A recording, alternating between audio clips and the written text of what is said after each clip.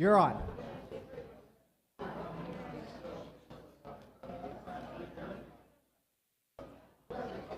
You're on. Good afternoon. Good afternoon and welcome to City Council meeting. Today is Monday, May 6th, 2024. It's approximately 1 p.m. I am Mayor Eric Enriquez. Before we start, I want to mention that we have an American Sign Language interpreter available at every regular council meeting, and she will be at the front for anyone who requires interpretation services. We'll go ahead and start with a moment of silence for the brave men and women of the United States Armed Forces, and also the courageous men and women of Las Cruces Police Department and Fire Department as they keep our city safe 24/7 for 365 days.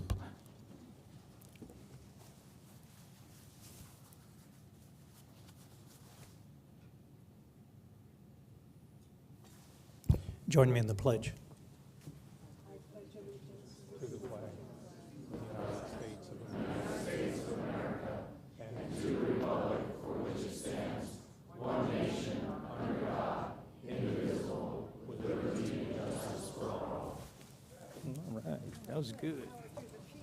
All right, thank you.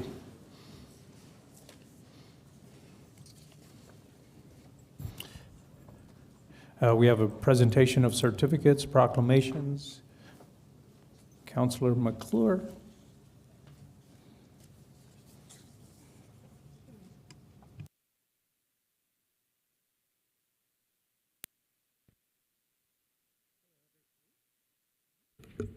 Hello, everyone. Let's do some proclamations. First one's going to be for Organ Mountains Desert Peak National Monument Month. For those who are going to be standing for that, Scott Cook and Melissa Hovey. Would you like to come up? Hi. Go here. City of Las Cruces Proclamation. Whereas public lands ensure the ecological beauty of our community and provide a place for children and adults to connect with nature and recreate outdoors, and whereas public lands provide space for active communities to aid in the prevention of chronic disease, provide therapeutic recreation services for individuals with disabilities, and also improve the mental and emotional health of all citizens. And whereas public lands are vitally important to establishing and maintaining the quality of life in our communities, ensuring the health of all citizens, and contributing to the economic and environmental well-being of our community. And whereas local public lands increase a community's economic prosperity through increased tourism and the attraction and retention of businesses, and whereas the City of Las Cruces recognizes the benefits derived from public lands as recreation resources, now, therefore, we, the Mayor and City Council of Las Cruces, New Mexico, do hereby proclaim the month of May 2024 as Organ Mountains Desert Peaks National Monument Month. Thank you. Would you guys like to speak?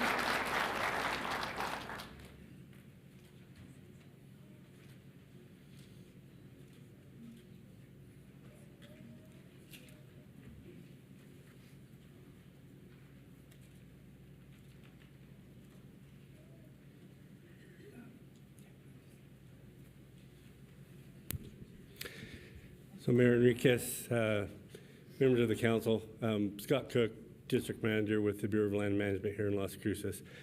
On behalf of New Mexico Bureau of Land Management and the Las Cruces District, we would just like to show a gratitude of appreciation and thank you for this proclamation.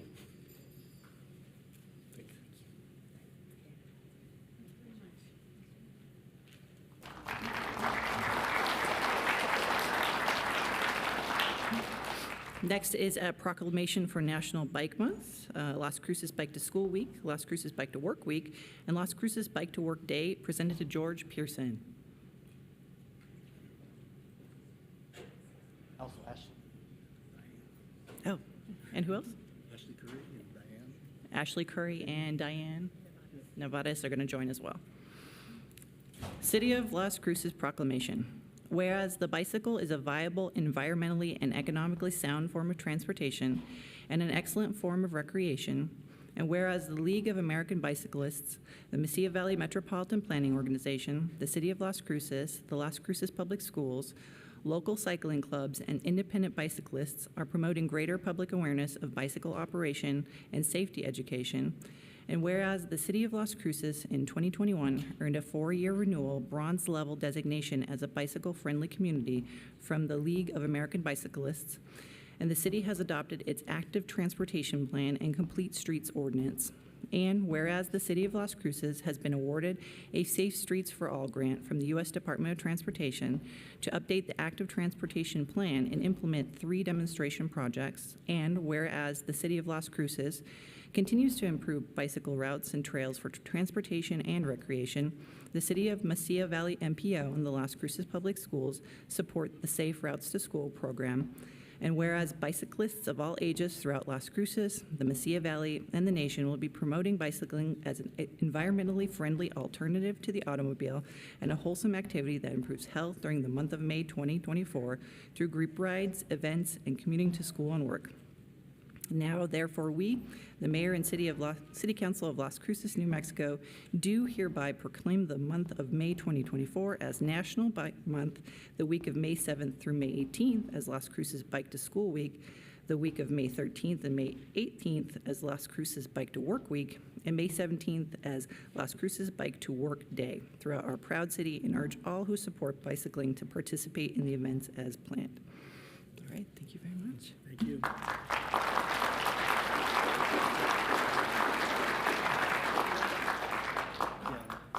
ahead and.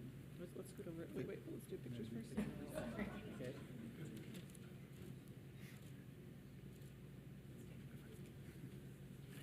Okay, thank you to the city for this. We've been doing this for many years now to celebrate Bike Month. May is the national time, but in Las Cruces, we're fortunate that we can pretty much ride year-round. We did start with some activities in April already, so April 21st was the Tour de Optimism, and then on April 27th was the Family Fun Fiesta, which is a Safe Routes to School event that happened at Lynn Middle School. Yesterday, we had a bike blessing at Unitarian Universalist Church, and then May 7th through 10th will be the Bike to School days, and Ashley can talk about that a little more in a moment. May 11th will be a cyclofem at 5:15 at the town of Mesilla. May 13th will be our monthly visibility ride where we meet at the Transportation Museum at the end of Las Cruces Avenue and demonstrate safely riding through the streets of Las Cruces. Then May, as the proclamation says, 13th through 18th is the Bike to Work Week. May 15th will be the Ride of Silence, which meets at 6 o'clock in the Mesilla Plaza, where we honor cyclists who have suffered fatalities and serious injuries. And then May 17th is Bike to Work Day, where Velo Cruces will sponsor a meet and greet at Little Toad at 5 o'clock. And then we spill over a little bit into June with the Adaptive Cycle Parade in the Mesilla at 10 o'clock. June 10th is the June Visibility Ride, and then we'll also have a Father's Day ride on June 16th at Pioneer Women's Park at 7 o'clock in the morning. And we'll let Ashley. Good afternoon, City Council and members of the public. My name is Ashley Curry. I'm the Safe Routes to School Coordinator for Las Cruces Public Schools. And I just wanted to take this opportunity to thank the city and our codes enforcement, our law enforcement for assisting us with the programs. We thank the city for the paths, for the routes that you create, the bike lanes, and the awareness campaigns that we have to promote safe cycling for our students as a viable way for them to get to school safely. This week is National Bike to School Week. We have events all week long at 19 of our 25 schools. We also have some outlying events that are at the county schools in the coming weeks as well. So I just ask members of the public just to be extra cautious of bicyclists, know the laws. It's 3 feet for passing with a vehicle, 6 feet for a commercial vehicle. If there are 2 lanes going in the same direction, please move over. Cyclists do have the right to the road. Same rights, same rules, same responsibilities. Thank you so much for your dedication and continued support of the Safe Routes to School program. And we do have one more event to plan for in September, the Mayor Council Bike Ride on September 14th. So we hope to see the mayor there. I think maybe it'll be easier to get this mayor on the bike than the last mayor, who would only show up once a year on a bicycle. I think I've seen the mayor more than once on a bike already. So thank you for this. All right. Thank you so much. Thank you.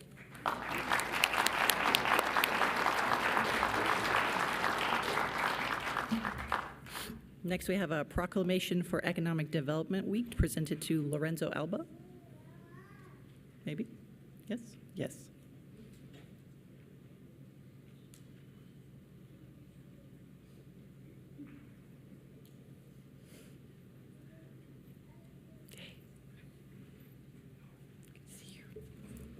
All right. City of Las Cruces proclamation. All right, there's a whole crew here. Whereas the International Economic Development Council is the largest professional economic development organization dedicated to serving economic developers, and whereas the International Economic Development Council provides leadership and excellence in economic development for communities, members, and partners through conferences, training courses, advisory services and research, in-depth publications, public policy advocacy, and initiatives such as the Accredited Economic Development Organization Program and the Certified Economic Development Designation. And whereas economic developers within the City of Las Cruces, Mavita, and partners throughout Las Cruces promote economic well-being and quality of life for our communities by creating, retaining, and expanding jobs that facilitate growth, enhance wealth, and provide a stable tax base. And whereas economic developers in Las Cruces stimulate and incubate entrepreneurism in order to establish the next generation of new businesses, which is the hallmark of the American economy. And whereas economic developers in Las Cruces are engaged in a wide variety of settings, including rural and urban, local and state, federal governments, public-private partnerships, chambers of commerce, universities, and a variety of other institutions. And whereas economic developers in Las Cruces attract and retain high-quality jobs, develop vibrant communities, and improve the quality of life in our region. And whereas economic developers in Las Cruces work in the city of Las Cruces within the state of New Mexico, therefore, we, the Mayor and City Council of Las Cruces, New Mexico, do hereby proclaim the week of May 6, 2024 through May 10, 2024 as Economic Development Week in Las Cruces and remind individuals of the importance of this community celebration that supports the expansion of career opportunities and improving our quality of life.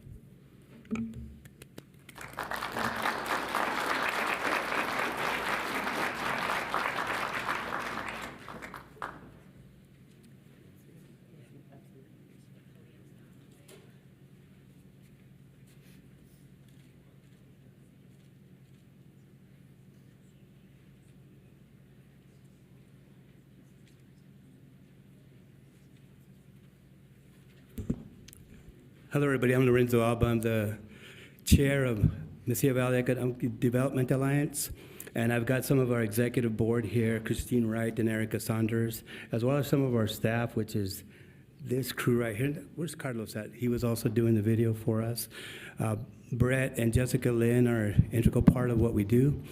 Our president and CEO, Davin Lopez, could not be here today, but on behalf of him, the board of directors, our members, and of course, everybody that really benefits from the work that we do, collectively with the city of Las Cruces, Doña Ana County, and of course, private partners that make this happen. This is really an amazing thing that we do here, bringing jobs to our community, bringing economic development to our community.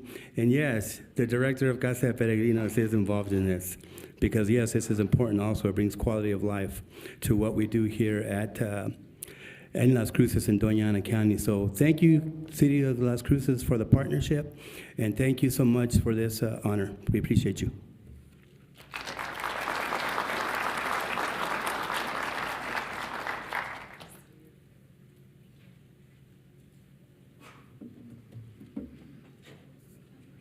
And last but certainly not least, proclamation for Professional Municipal Clerks Week presented to Christine Rivera and Teresa Staffenhagen.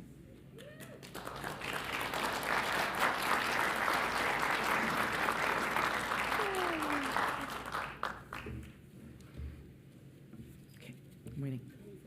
Yes.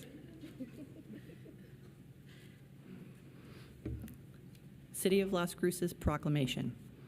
Whereas the Office of the Professional Municipal Clerk a time-honored and vital part of local government, exists throughout the world, and whereas the office of the professional municipal clerk is the oldest among the public servants, and whereas the office of the professional municipal clerk provides the professional link between the citizens, the local governing bodies, and agencies of government at other levels, and whereas professional municipal clerks have pledged to be ever mindful of their neutrality and impartiality, rendering equal service to all, and whereas the professional municipal clerk serves as the information center on the functions of local government and community, and whereas the professional municipal clerks continually strive to improve the administration of the affairs of the office of the professional municipal clerk through the participation in education programs, seminars, workshops, and the annual meetings of their state and international professional organizations, and whereas it is most appropriate that we recognize the accomplishments of the office of the professional municipal clerk. Now, therefore, we, the Mayor and City Council of Las Cruces, New Mexico, do hereby proclaim the week of May 5th through May 11th, 2024 as Professional Municipal Clerks Week, and further extend our appreciation to our professional municipal clerk and all those professional municipal clerks for the vital services they perform and their exemplary dedication to the communities they represent.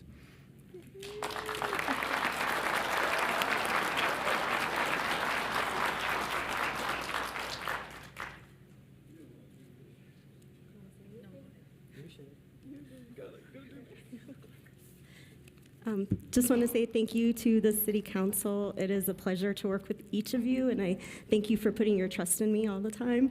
I couldn't do this without my fantastic team, and so I just want to thank each and every one of them, to Teresa, who's my deputy, Lisa, Kim, April, Kristen, Kendall, and Patty. Thank you guys so much. I could not do this job without you. So thank you.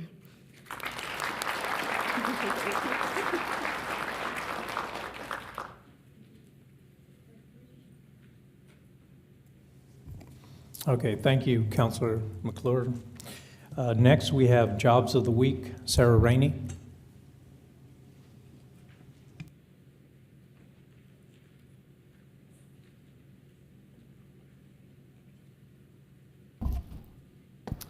Good afternoon, everyone.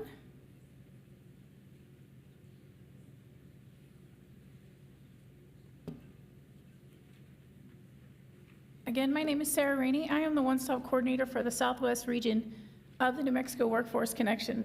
Sorry, I'm losing my voice today. So for Jobs of the Week, we have Heavy Equipment Operator 2 for the City of Las Cruces. Position starts at $21.10 an hour, and the posting closes on the 13th. We also have a Museum Curator for the Education Department for the City of Las Cruces. That position starts at $53,000 a year, and the posting closes on the 20th. We have a System Analyst for White Sands Missile Range. The posting closes on the 18th of July. We have a Program Manager volunteer for the volunteer programs. It is a remote position, for the American Red Cross. That position starts at $65,000 a year, and the posting closes on the 26th. We also have an Administrative Assistant for the County Manager for the Doña Ana County. The posting starts at $17 an hour and closes on the 26th. We have a Retail Associates for the Home Goods. Actually, they have several positions open since they're fixing to open their location.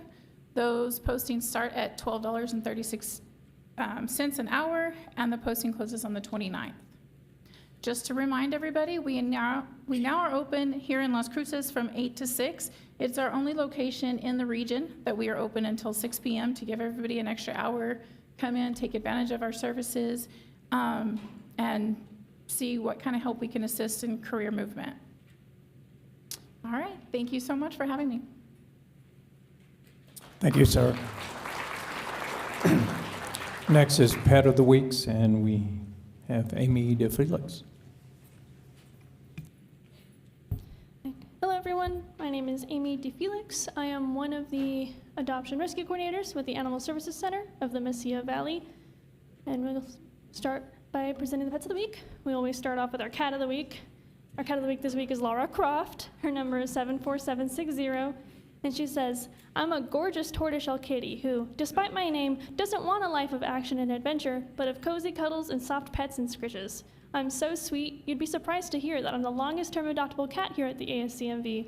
I promise you don't need to keep searching. I'm the precious treasure you're looking for. And then we have our dog of the week. He is a McLovin. His number is 66074. And he says, I'm a very smart boy, and I just love to have fun and burn off my energy. Being at the ASCMV for so long does mean I get really excited when I get to go outside, but I quickly settle down and just want your love and attention. If you want a loving companion that could maybe even be a running buddy, stop by and meet me. And then we have an offsite adoption event this Saturday, May 11th. We will be at PetSmart. We'll be there from 10 a.m. to 1 p.m. And in case you need that address, it's 2200 East Loman Avenue. And then here are all of our links online. Our main website is ascmv.org, and then we're all over social media. We primarily post on Facebook and Instagram at Animal Services Center. We also have our TikTok, where we're trying to get into the habit of posting more reels. And then we post our podcast on the ASCMV channel, as well as Spotify and Apple Podcasts. And that is all I have. Thank you. Thank you, Amy. Next, we have the conflict of interest. Does any member of the city council, city manager, or any member of the city staff have any known conflict of interest with any item on the agenda? None, Graham. None, McClure. None. None. None.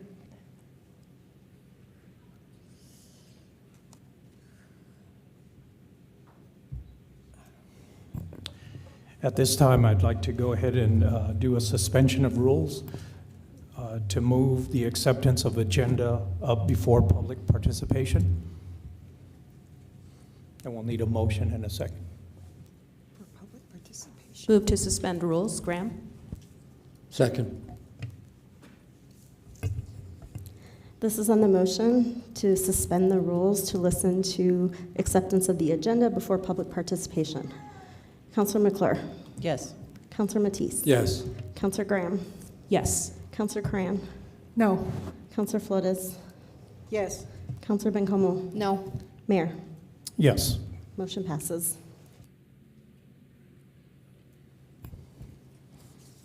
So with the possible acceptance of the agenda, with the removal of item 8.5 in its entirety, it will require a motion in a second. So moved. Second.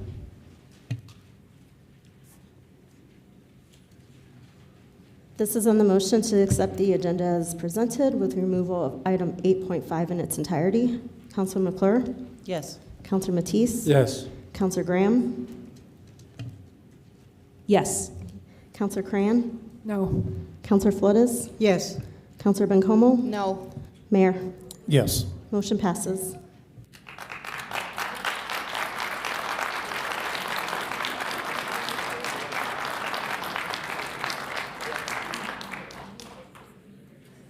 So just for clarification, what we just voted on and passed was a removal of 8.5, a resolution calling for the permanent ceasefire in Palestine. It will not be heard today.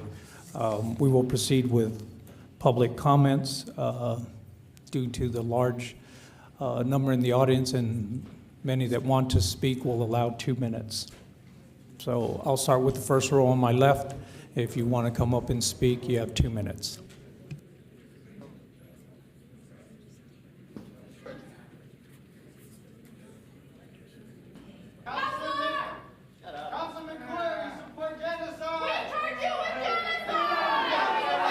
Please, please. Can you keep it down?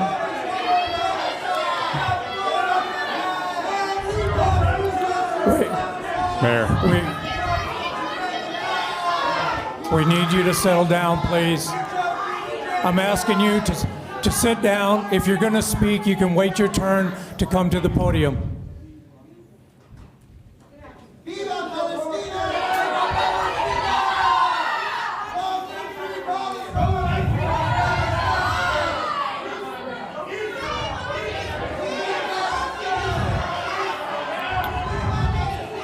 Please, the remaining of you, if you please sit down.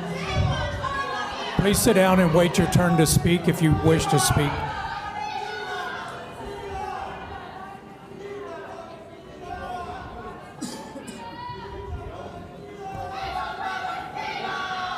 If you can go ahead and state your name, ma'am, and you have 2 minutes.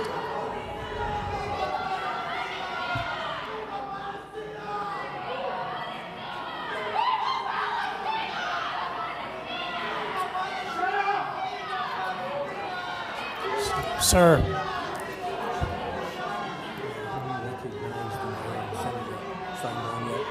no, I haven't.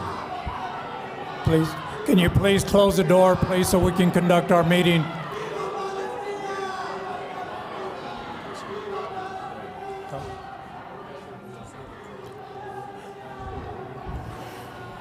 Mayor.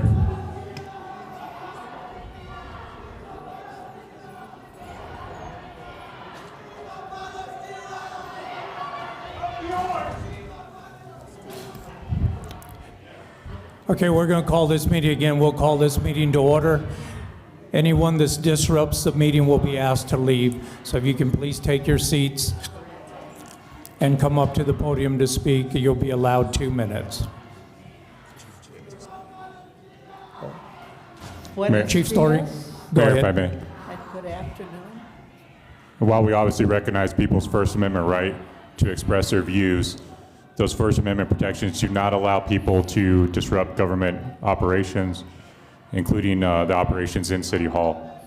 So on the record, the officers will talk to those people, let them know that they can voice their views, but not in a manner that will disrupt the operations of City Hall, or they will be removed.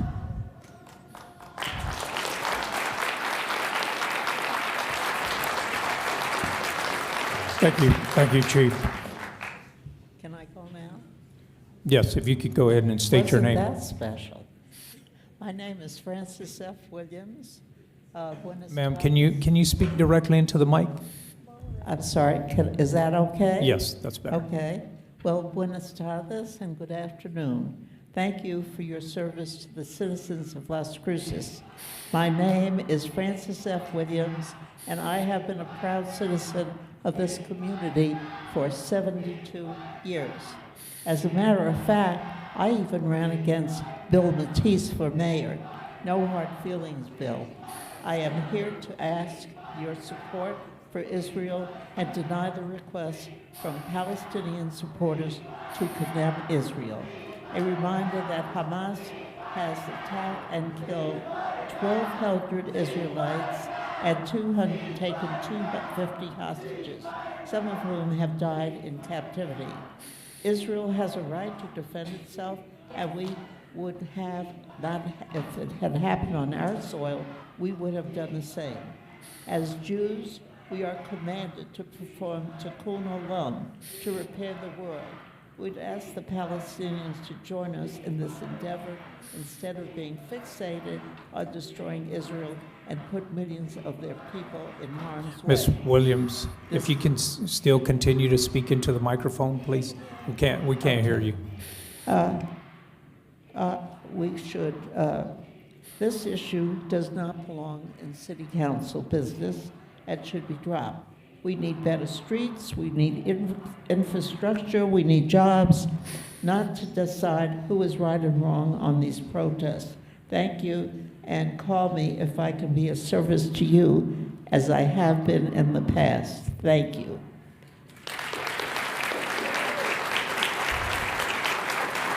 Thank you. Senator Steinborn.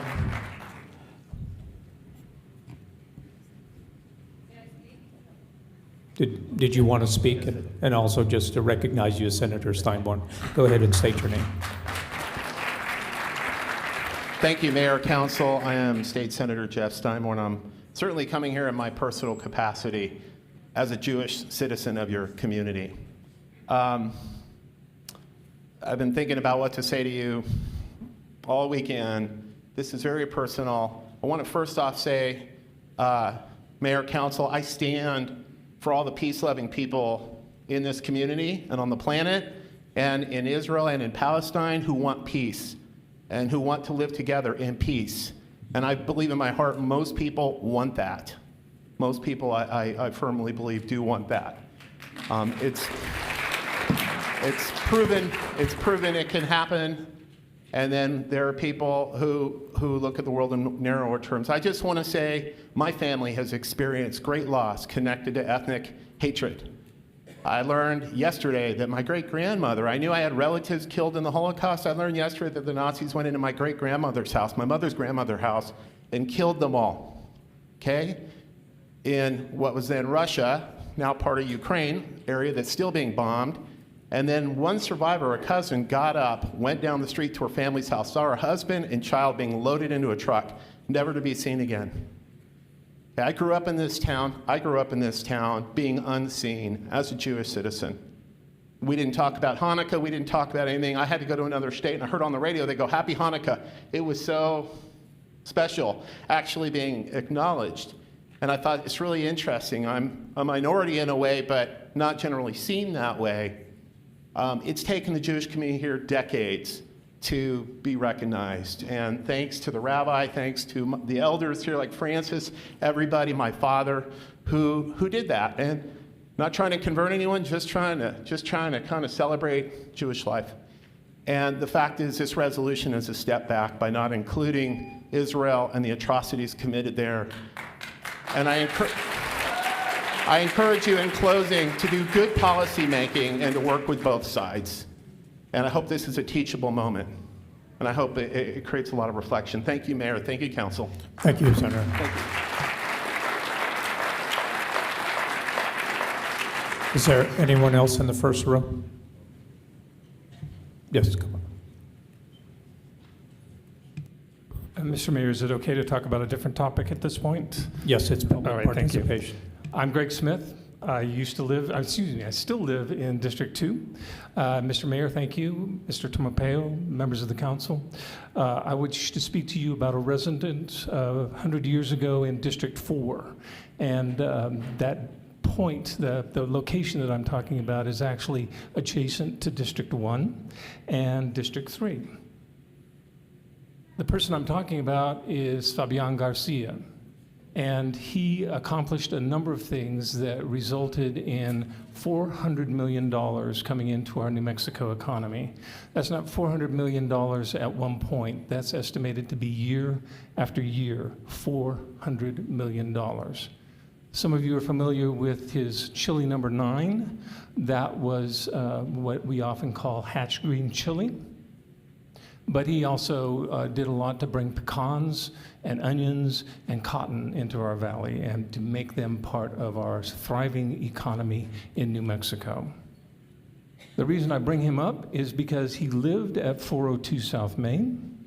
He was married to one of the Amador girls, and he lived there, either commuted by horse or car or truck to NMSU, accomplished a lot there, was recently added to the Agriculture Hall of Fame. I'd like a plaque added to that corner to honor his contributions.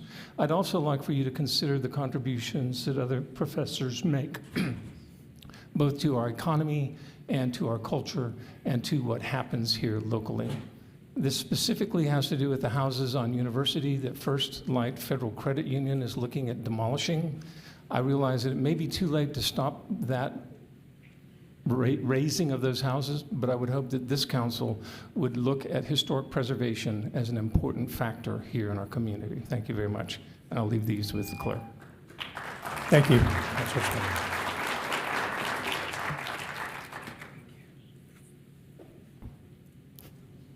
Hello, I'm Susan Greenwald-Cabello. I am here to also speak about a different topic, that is downtown Las Cruces. DLCP just received our official notice that we have been accredited again, both statewide through New Mexico Main Street and nationally through Main Street America. So I really want to thank the city for all they've done to help us do this. We couldn't do it without our government partners, our community partners, our city stakeholders. Chris Favor specifically is our city liaison, and he does an amazing job working with us. I also want to take a brief moment to thank you for your Mira event a couple weekends ago. It was absolutely beautiful. Our citizens enjoyed it tremendously. It was such a great thing for you guys to have done and to bring out the culture of Las Cruces. And it's an event that I don't have to put on, so I always appreciate that. And finally, I guess two things. One, we're having 3 new restaurants come downtown, different genres of food. Really excited about that. Also, I am a little bit in a hurry. I am supposed to be helping an artist hang her work at the Rio Grande Theater. We're having an art show for Lit Fest, which is May 18th. We are working with the Doña Ana Arts Council and Film Las Cruces to provide interactive sessions all that day revolving around the literary arts. And then we'll have our Generations reading that evening. So if you could join us for that, we'd always appreciate your presence. Thank you so much for all that you do to help us. All right, thank you. Is there anyone, ma'am, I'm starting on the left side. Oh. Okay, thank you. Yeah. Anyone else on the first row? No, now the second row.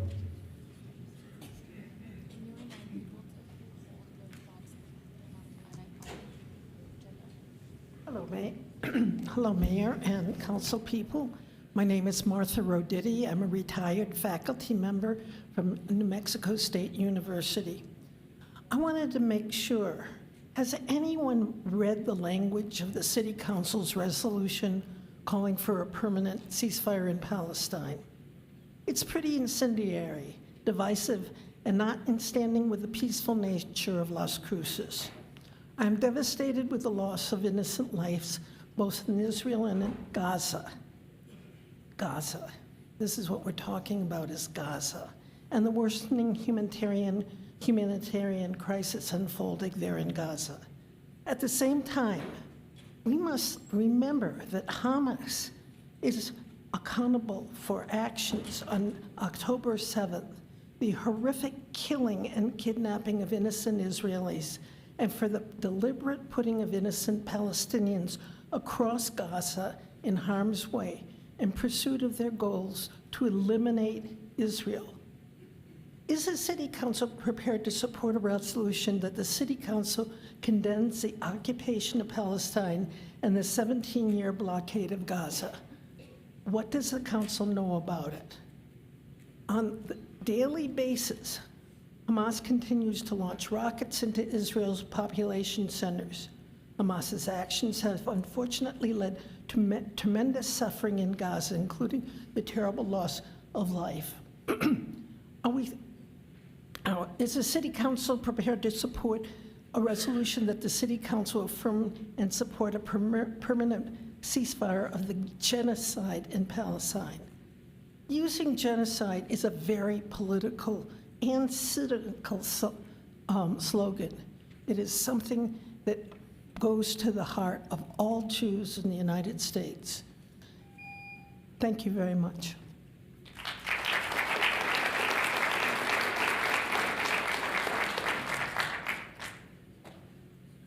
My name is Donna Stryker. Whereas the City of Las Cruces and the City Council should focus on important issues of our community in facing crime, blight, and homelessness. Whereas the City of Las Cruces and the City Council should support our police department and the Real-Time Crime Center. Whereas the City Council should listen to the businesses that provide GRT, pay taxes, and are law-abiding citizens, and who will vote. Whereas the City Council should care more about our community and the Las Cruces business owners that are being denied their right to operate their businesses safely and profitably due to the aggressive, destructive criminals. Whereas our families in the city should not be afraid to take their families to our parks and our stores and our shopping centers. Because I was unable to read this at the special session on shopping carts. On a busy afternoon, a woman with a shopping cart who was camping on the EBID ditch bank behind our building all of a sudden started screaming at the top of her lungs and began ramming her fence with a shopping cart full of her stuff.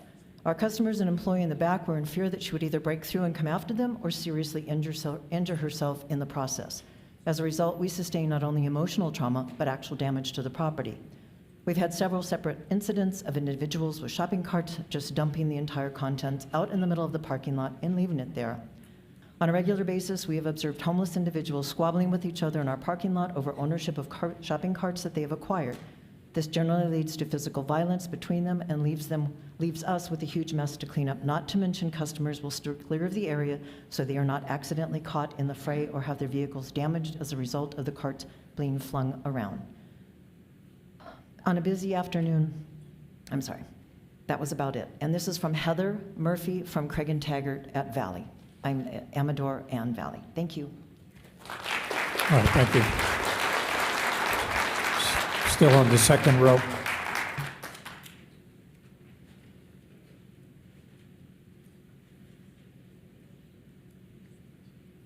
Good afternoon, Mayor Enriquez and Las Cruces City Councilors.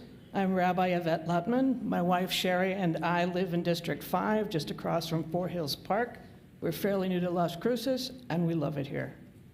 Today, I don't speak to you as the leader of the congregation, but instead I speak to you from the heart, this special day in the Jewish calendar. As Mr. Steinborn mentioned, today is Yom HaShoah, Holocaust Remembrance Day. Beginning last night, Jews around the world observe a day of mourning for those lost during the genocide perpetrated by Nazi Germany. As you know, 6 million Jews were systematically hunted and shot, gassed, burned, tortured, experimented on, precisely because they were Jews. The intention was to clear Nazi Germany for every single one of its Jews. The amount of German resources dedicated to this project of genocide was enormous. Some even postulate that Germany may have done much better militarily had they not dedicated so many resources to the genocide. Genocide. This word chills me, makes me sick to my stomach, yet this is the word used, proposed Resolution 24-114, seeking a ceasefire in Gaza. Especially on this Holocaust Remembrance Day, I must speak out. Proposed Resolution 24-114 asks a ceasefire in Gaza without any mention of Hamas, the governing body that could effect such a ceasefire. The most frightening thing is that Hamas has its own charter, in its own charter, the genocide of Jews, for it advocates the clearing of the country Israel from the river to the sea. We've heard the chant and seen the posters, and it strikes fear in us. The proposed resolution doesn't mention the atrocities committed by Hamas on October 7th that drew Israel into the war. Those killed included elderly and children, non-combatants by every stretch of the imagination.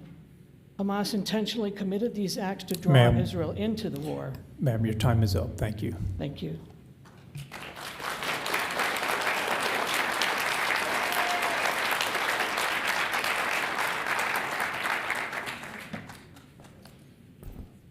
Good afternoon, Council and Mayor. My name is Peter Schwartzbein. I'm the current Community Engagement Manager for ADL for Greater El Paso and Las Cruces.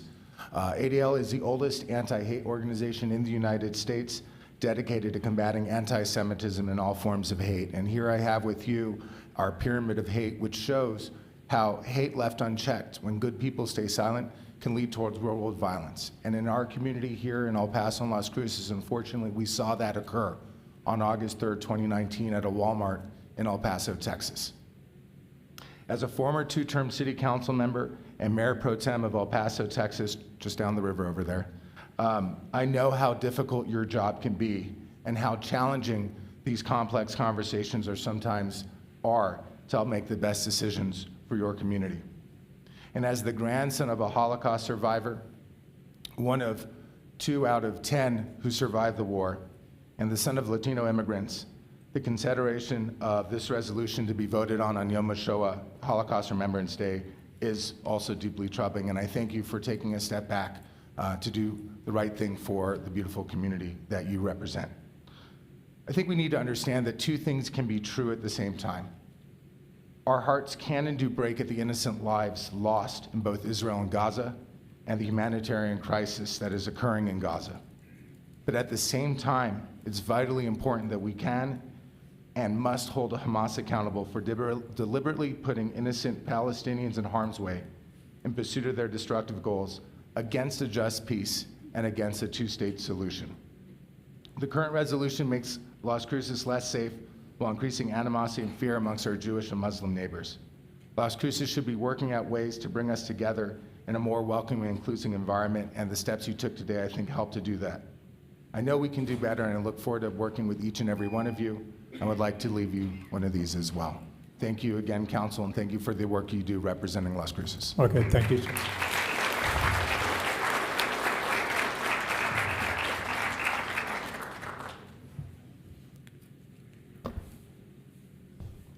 Good afternoon, Shauna Pfeiffer. There are a plethora of reasons to support the Real-Time Crime Center. For investigative purposes, it provides police with an accurate and immediate description of the perpetrator of a crime so that criminals can be caught quickly and efficiently. For deterrence purposes, when someone trespasses onto a property, looks in all the windows, and then picks up a rock, police can confront that person before the property is vandalized or burglarized. Ma'am, hold on. That one is an agenda item, and so we can have public discussion when that item comes up. I'm sorry. Okay.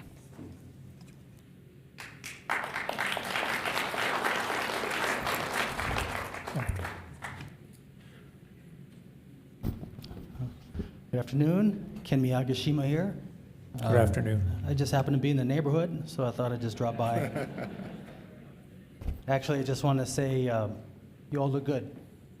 Look good from back here, and I want to publicly congratulate all of you, Hikani on city manager, and Mayor Enriquez, and Councilor Bencomo on your mayor pro tem, and who else won? Mayor Matisse, Mayor McClure. I don't know if you know this, but I think that clock moves kind of fast because Councilor Flores would mess with that clock, and she has it at 1.5 time, so it kind of moves a little bit quicker. But anyways, I just wanted to tell you, good to see you all. Thanks for the work you do. I appreciate it. I have nothing else. I just wanted to say hello. Okay? See you guys. Thank you, Mayor Ken Miyagishima. Good to see you.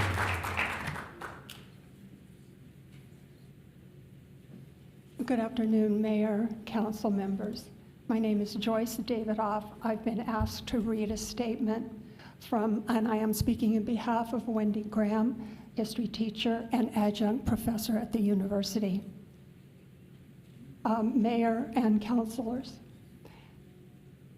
Ms. Graham wrote to you to express concerns regarding Resolution 24-114, a resolution calling for a permanent ceasefire in Palestine. Her concerns, Ms. Graham's concerns, fall under the following three categories. 1, jurisdiction. 2, lack of state intelligence. And 3, anti-Semitism. Number 1, jurisdiction. Las Cruces City Council members have no jurisdiction over Israel or Gaza, and passing this resolution would be purely performative. 2, lack of state intelligence. Las Cruces City Council members have no access to U.S. intelligence upon which U.S. State Department decisions are made. A governing body should not pass a resolution on any subject for which the governing body has incomplete information or lack of access to relevant to the content of the resolution. And number 3, anti-Semitism. Passing this resolution would be anti-Semitic because Las Cruces has no history of passing resolutions in regard to other similar international conflicts. And we know they're out there as we speak. Singling out the Jewish state for an unprecedented type of resolution is, by definition, anti-Semitic. Moreover, the resolution fails to condemn Hamas, which implies that those behind the resolution find rape and murder of Jews unacceptable. And she says, as an educator in the Las Cruces community, I have witnessed anti-Semitism harm students firsthand. I implore you not to. Ma'am, your time is up. Thank you.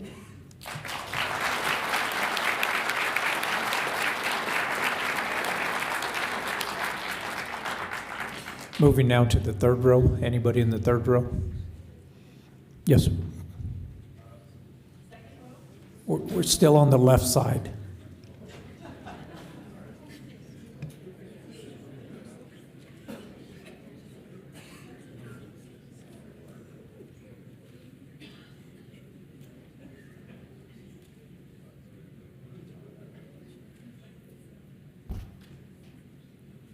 Good afternoon. My name is Jamie Wallace. I'm a fourth-generation Las Crucean. This is a fifth generation from both me and my husband. My husband's working today, so he couldn't be here. We own a business here. We both got our college degrees here at NMSU, went away for some further schooling, came back, wanted to raise our family in the town that we know and love. Our business has been broken into twice in the last month. We've only been open a week. Before we even opened, it was broken into. It was broken into, the old location was broken into. So I wanted to tell you about that. I also wanted to tell you that this town is just not what I grew up in. I have 4 kids. I can't go to the store and feel safe. I can't go to a park and feel safe. Heaven forbid someone needs to use the bathroom at one of those parks. And I guess that when I heard today that what you were thinking of discussing, such a divisive issue, you're discussing that issue that has nothing to do with the city of Las Cruces. And we can't even just live our lives.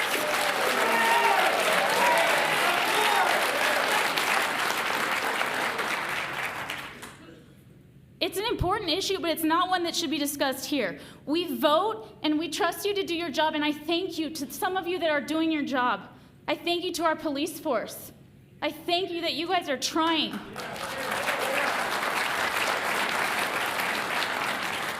But this town is waking up, and there's people like me who care, and we want to raise our children here. And you know what? Right now, I hope he leaves. I hope he doesn't raise my grandchildren here. I hope his children can go to a park and feel safe, and go to a store and feel safe.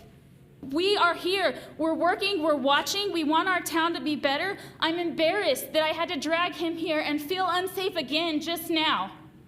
But I came here to ask you to do your job. Thank you.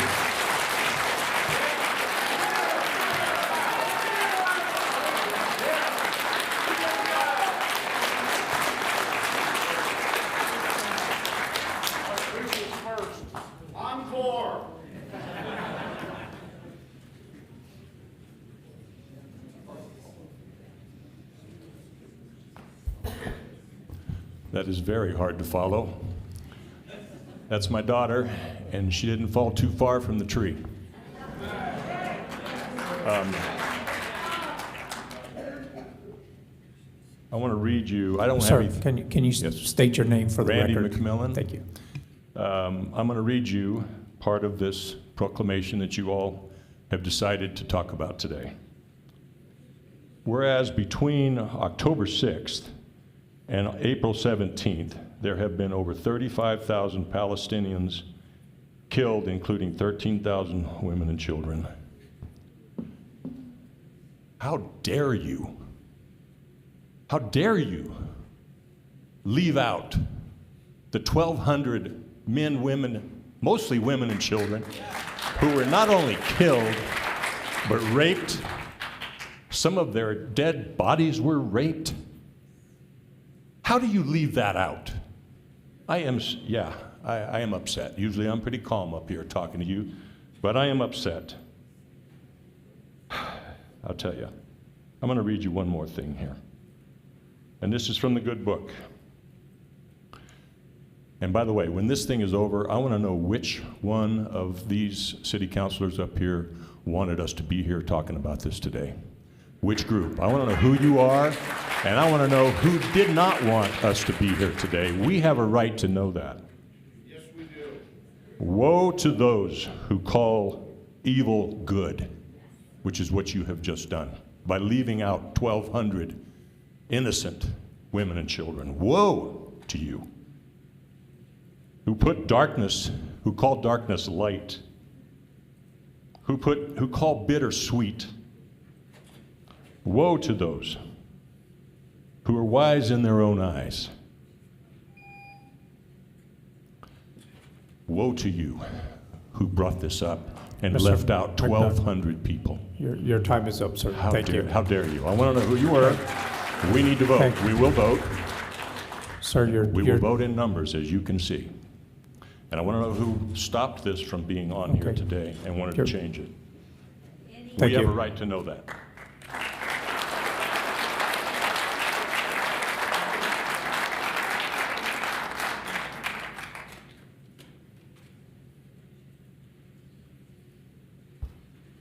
Hello, good afternoon. My name is Ashley Solar, and thank you for allowing me to speak today. As many others here today, I'm here to discuss the resolution for the ceasefire in Palestine. First, I want to say that I do not believe that this is an appropriate resolution for this city council to put forward.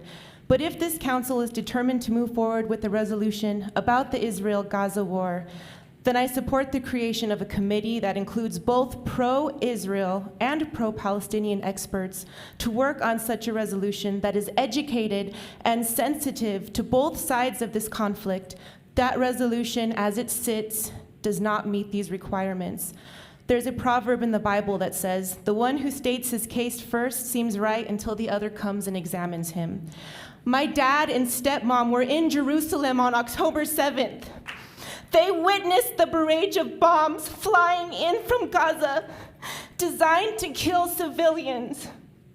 Thank God the Israeli army was able to intercept them. It was frightening to not know if they were still alive from day to day. I would like to propose these important additions to the resolution as it sits.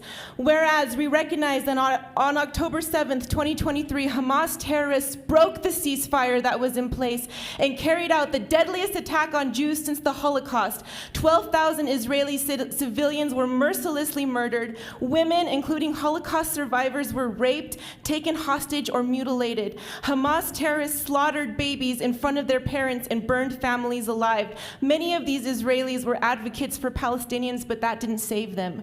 These horrors were documented by Hamas terrorists on video to be celebrated as trophies. I'm not going to be able to finish this, but I want to say we will not tolerate anti-Semitism in the form of anti-Zionism, which asserts that Jewish people do not have the right to be safe in their homeland, the only Jewish state in the world.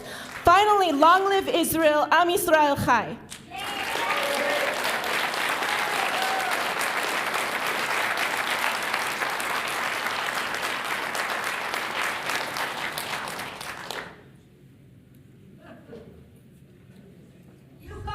We were on the third row. Anyone in the fourth? I just want to reiterate again that the resolution was pulled, so it was removed, and so that you know. Yes, it has been removed. So next, row 4. If you have something to say, you can come to the podium and have your 2 minutes. Don't be shouting from the seats, please.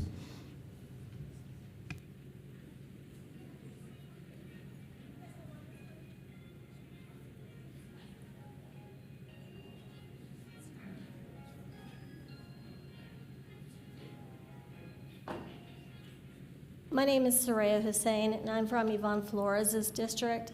I can't remember the number. I always forget it. I had nothing to do with the drafting of the resolution, and I did see problems with it. But I do stand before you to advocate that our city resolves for an immediate ceasefire. It is our obligation to demand equal human and civil rights for both Israelis and Palestinians, and it is a moral and legal crime to advocate for anything less. I ask you to consider the resolution that was passed in Glendale, Colorado, and I ask you to look it up because it was advocated by 4 very strong Jewish women. They stated that there are just a few examples of alleged Israeli war crimes. We're targeting civilians, targeting personnel and resources of humanitarian aid, bombing towns that are undefended, and attacking hospitals and areas of cultural significance like libraries. The state of Israel has done this and more. Stating that Hamas is embedded in the Palestinian community and using Palestinians as human shields is false. I ask for my time back. Please keep it down. Please keep it down. I ask for my time.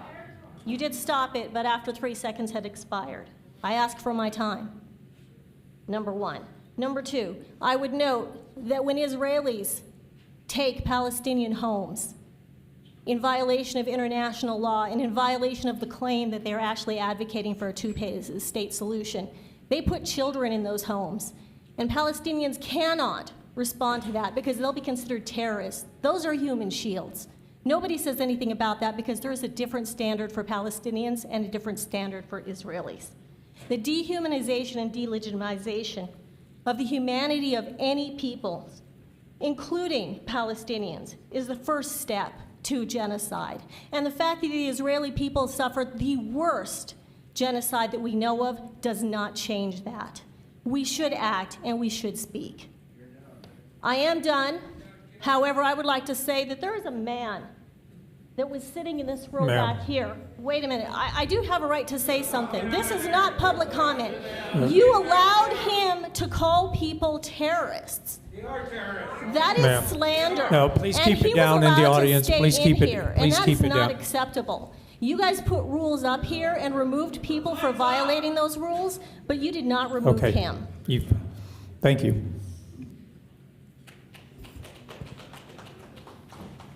Mayor?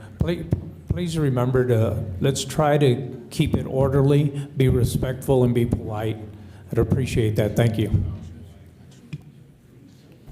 Chief Story, go ahead.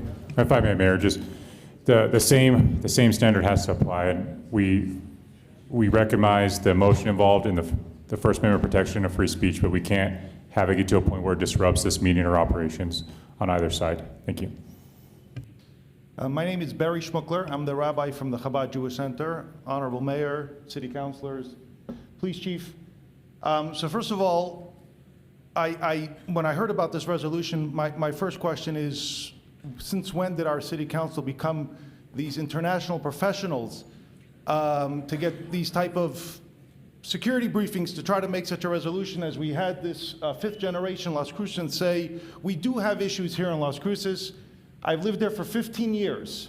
I've been a chaplain with the City PD, Sheriff's Office, State Police, Secret Service, and I can tell you there's a lot of work that we still have to do.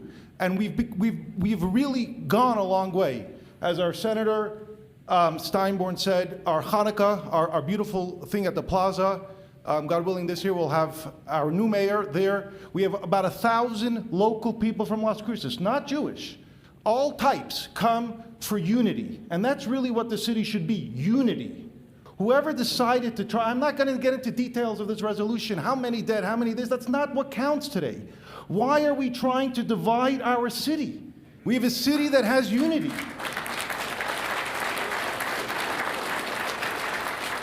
I ask that please, we've come so far making sure there's no anti-Semitism here. Like we said, we took a step back, but let's make sure we continue to grow united together. We have a united cause. We want a better city, a better life for our children. Let's keep to that. Let's get rid of this garbage that whoever was trying to introduce shouldn't come back again. This type of garbage resolutions that have nothing to do with our city. Let's make the city a better place. And those who are doing good work, please keep on the amazing work, because we are definitely progressing to a better future. Thank you.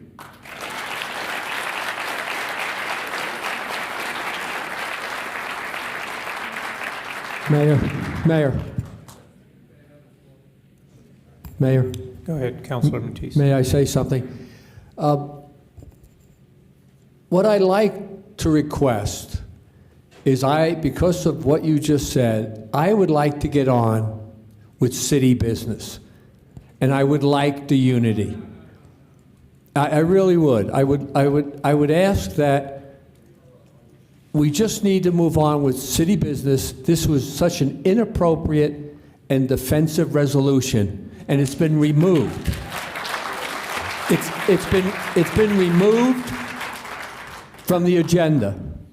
With that removal, we really need to move on. And I want to see the city that I've loved for 56 years get back to the business of what we need to do to make the city safer and to create the unity. Please. Okay, thank you. With that request, if you need to come up and say something that is just continued divisiveness and beating up something or someone, just let's move on. Let's get on with city business. Thank you. My name is Sharon Thornton. Are we assured that this will not come up again in the future? Will this come up again? Will this come up for a vote? Can I be assured that? I guess not. Okay, good afternoon. Thank you for your time. While I would agree that all the people have God-given rights to live in freedom and peace, I absolutely take issue with the current push to push Israel to a ceasefire and recognize the Palestinians as the oppressed people. An objective look at the situation in the Middle East will tell at a glance that the Palestinian and the many terrorist groups surrounding Israel have always been the aggressors and not the innocent oppressed people they claim to be. It has been well documented at times by the Palestinians themselves that the massacre on October 7th, 2023 was a brutal, cruel attack on innocent civilians, including infants and the elderly, not the actions of responsible civil people attempting to free themselves from tyranny. The charter of most, if not all, Muslim groups, including the ruling party of the Palestinians, the Hamas, calls for the elimination of Israel, both the people and the nation, for simply being Jews. There have been multiple peace deals offered over the years, including this conflict, and most, if not all, have either been rejected or outright broken in pretty short order by the Palestinian side of the agreement. I will not try to say that the Israeli government is wholly innocent throughout their history, but to say that they, of all people, are committing genocide is not only patently false, but ridiculous. With all this said, I would urge the mayor and the city council to concentrate on the issues that we have in our own city, such as crime and homelessness, to name only two. I believe to side with the group of people that is apparently not interested in peace while ignoring the issues on our own backyard is not the best idea. You have been elected to represent the community and to deal with its issues and not to involve yourself in a conflict that has quite literally been going on for thousands of years. To speak out personally is one thing, but to speak out as elected representatives for a community on such a divisive manner is quite another. Thank you for your time. Thank you.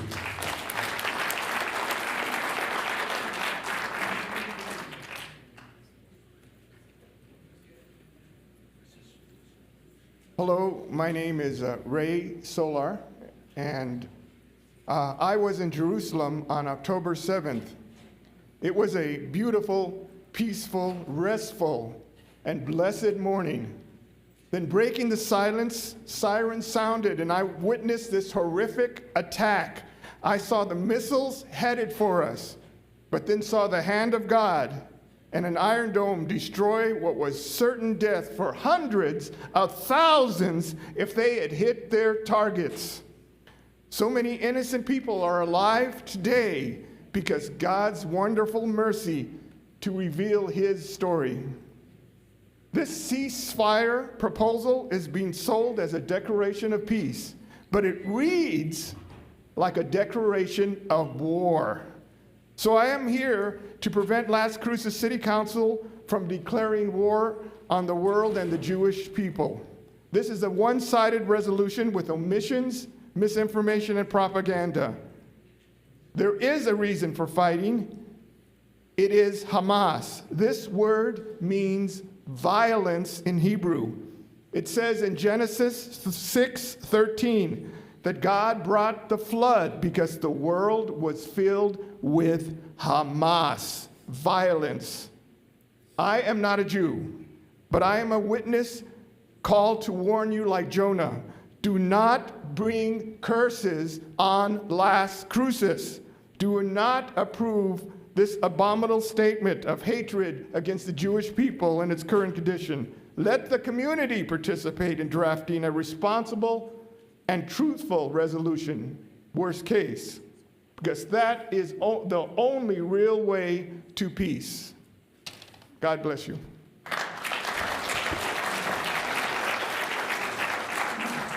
Was there someone else on this side?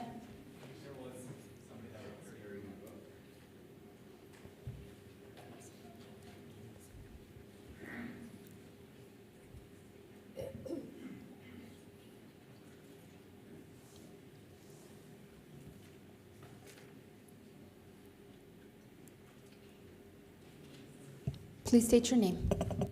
My name is Harry Murray. I've lived in this city for 46 years. Everybody has basically said what I wanted to say, except for one thing.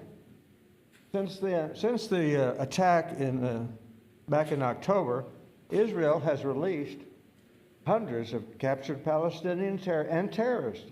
And Hamas, on the other hand, refuses to release their hostage. They'd rather hide behind them. Reports lately have indicated that the commander in Gaza now is hiding behind hostage just to keep himself safe. This hiding behind hostages and the heinous acts were not committed by a nation state. They were simply committed by a band of evil terrorists, plain and simple. Anybody else on this side?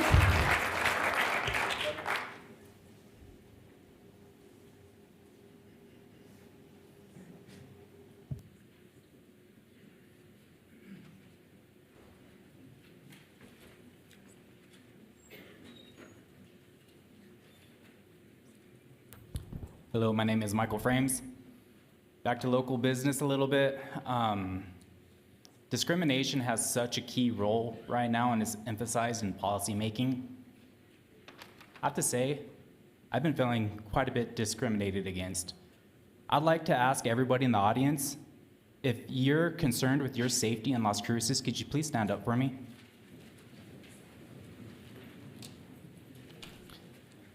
See these people in the audience? We all feel the same way. Just because we don't have needs other people mean, doesn't mean that we can't be discriminated against. It's sad. We need to trust this man over here. There's a lot of important stuff coming up on agendas that your vote is going to tell us exactly what your thoughts are to the city of Las Cruces.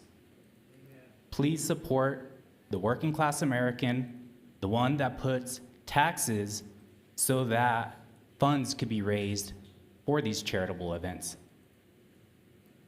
Your vote matters today. Thank you.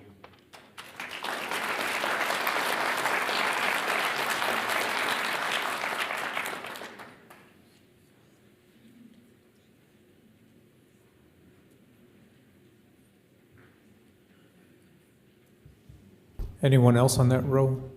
Okay. Good afternoon. My name is Beth Tierney. Better? Sorry, I'm a little short in stature. I am a proud Jew and a congregant of Temple Bethel, and support for Israel is something that I've been taught from a very young age. But the actions that are going on in Israel are not the actions of the Israel that I've been taught to love.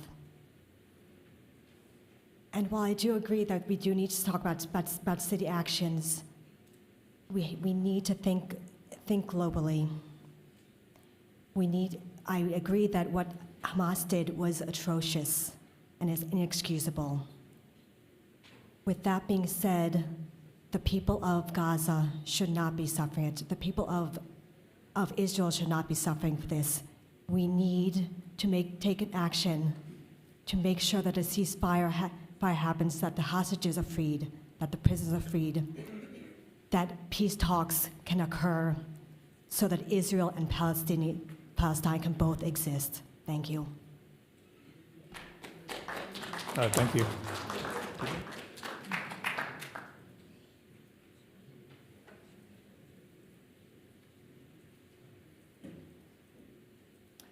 Good afternoon, Mayor, City Council, Police Chief. My name is Lannis White. I am a fairly new resident to Las Cruces. I've been here about 2 years. And I have to say I was frankly shocked, maybe a little appalled when I saw this proposed resolution. I had no idea that I was living in a community whose city council would support this sort of thing. I came from Roswell. I lived there for many years.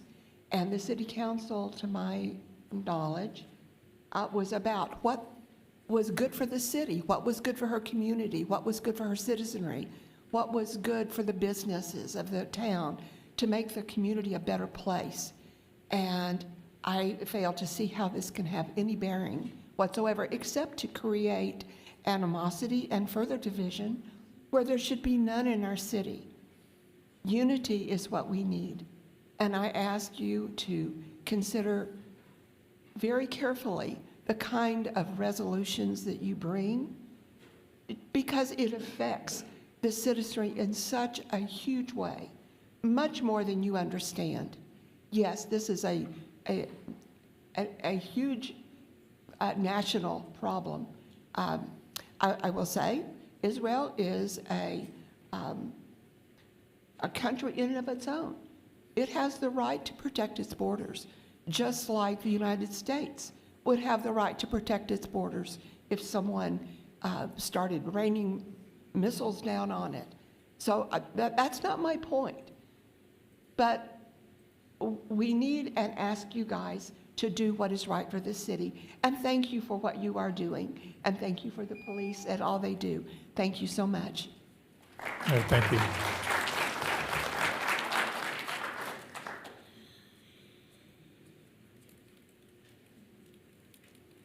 Good afternoon, Mayor, City Council, and Police Chief Story.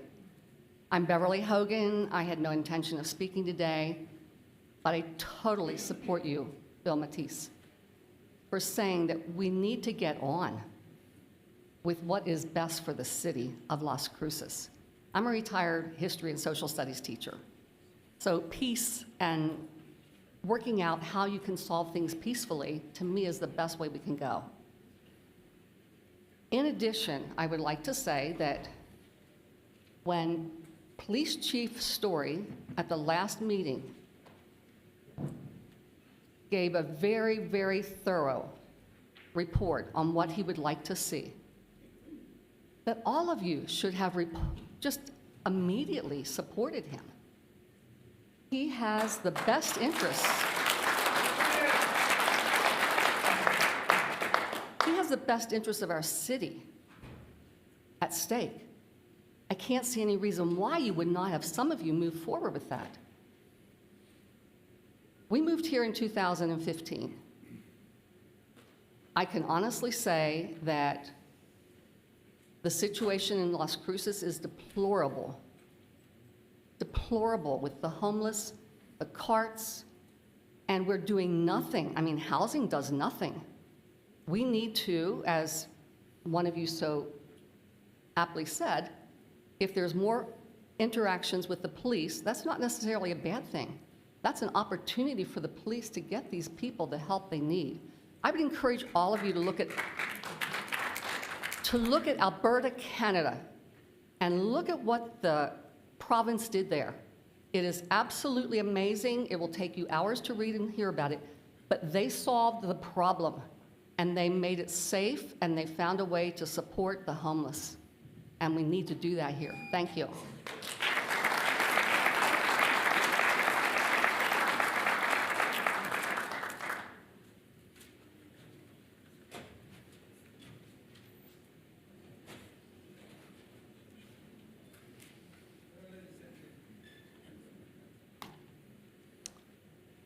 Mayor, councilors, my name is Captain Vicente Garcia, United States Navy, retired. I served for 30 years. I respectfully request that all please never plan to go after or against Israel again. Israel is our long-time ally, and me and my family will always and forever support Israel. They are only defending themselves. Thank you. Thank God for their support. What happened? Thank you, guys. I'm not taking too much of your time.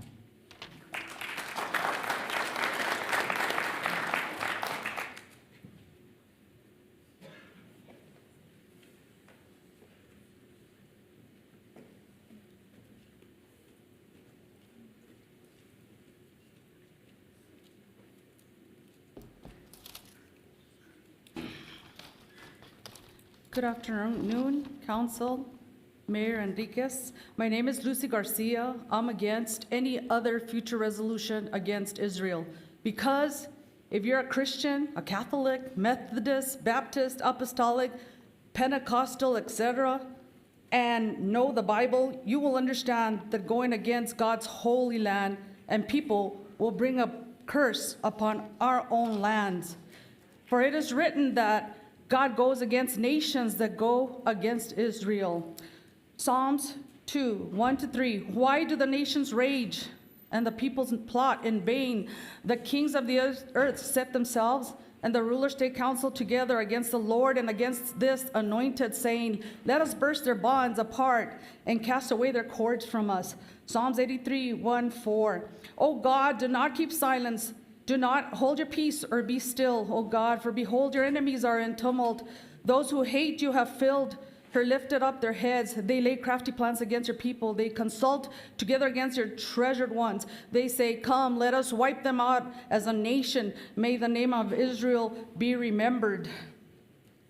Isaiah 54:17, no weapon that is formed against you shall succeed, and you shall confute every tongue that rises against you in judgment. That is the heritage of the servants of the Lord, and their righteous is from me, says the Lord. And thank you, Mr. Matisse, for those beautiful words. But let's remind our Christians all around the world that our answers to all our problems are right here. And Jesus left the last commandment. He said that we love one another like he loved us. And we can start there by loving our city and loving each other and doing more of forgiving. Thank you all, and God bless you.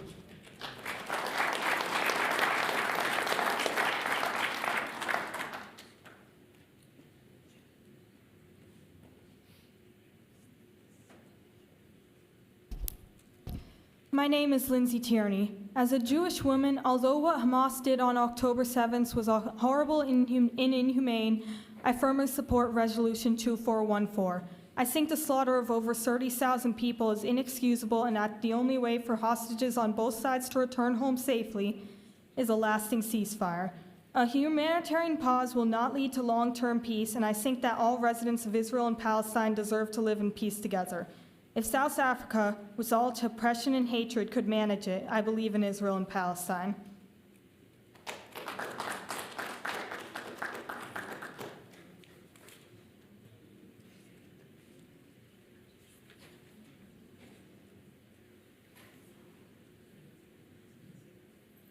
Mayor, councilors, Vic Villalobos. I actually told myself I wasn't going to come up and speak today, and then you know how that goes. And so I just want to say a couple things that, you know, I feel that we are still in a very divisive way with each other, not only with what's going on this morning, but with other things.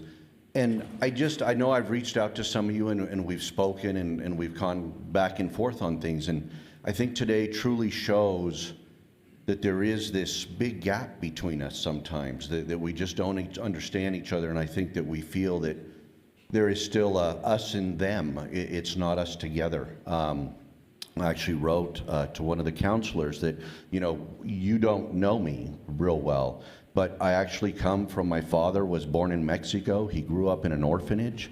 He came over to the United States to become a citizen legally, and he went through all the steps to do that. And he taught me, along with his wife that was a German immigrant that became a citizen, and my mom of Spanish and Italian backing, that they told me how to be a good person. They told me the things that are right and wrong. You know, those of you who do know me know that I've spent most of my adult life trying to help people. I'm usually the first to go. And so I ask you again that look beyond some of this. I think that we're letting sometimes our heart or our politics get too much between us when it comes to making the right decisions. And I still say again, we're here to back Chief Story, and I hope that all the things that come, not just today, you will continue to back him, and in everything you do, that you will really start to look at everybody's opinions, because we all have an opinion and we're all important. So thank you guys.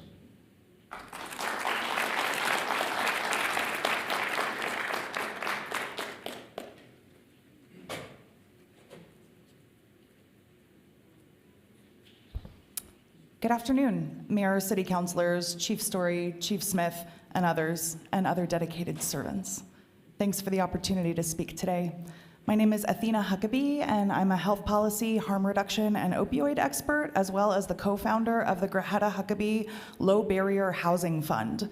We created this fund to house people with substance use disorders because we saw the great need in our community to get people off the streets and to be able to make positive changes in their lives. In addition, I am a person with lived experience of substance use disorder and am in long-term recovery from alcohol as well as cocaine. I'm here to address the recent developments in drug policy reform and their implications in our community.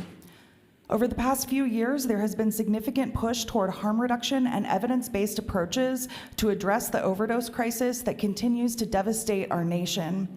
Alongside these positive steps, there have also been a concerning trend of regression in many jurisdictions. Cities like San Francisco and Philadelphia are reverting to punitive measures, while others are scaling back harm reduction programs and imposing harsher penalties for drug offenses. As someone deeply invested in public health and harm reduction, I believe it's crucial for us to stay the course and continue prioritizing evidence-based approaches. At the same time, I recognize the legitimate concerns of residents regarding public safety and access to public spaces. It is essential for us to strike a balance between these approaches and public order. We must invest in harm reduction programs, treatment, mental health care, and housing, while also ensuring our communities feel safe and secure. Finally, I want to just make a point regarding using New Mexico's guardianship laws to require people to engage in treatment and housing services. Unfortunately, guardianship providers reject the people who need their services the most. I have come to understand that 2 individuals that were referred by the city recently were declined for services, and so reinvigorating that system is necessary. Thank you. All right, thank you. Thank you.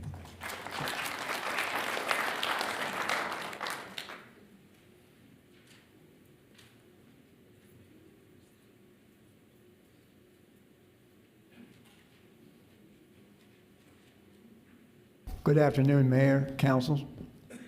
My name is Charles Windler. You know, just 4 days ago, last Thursday, we had the National Day of Prayer, the 73rd year of that observation. It's Public Law 100-307.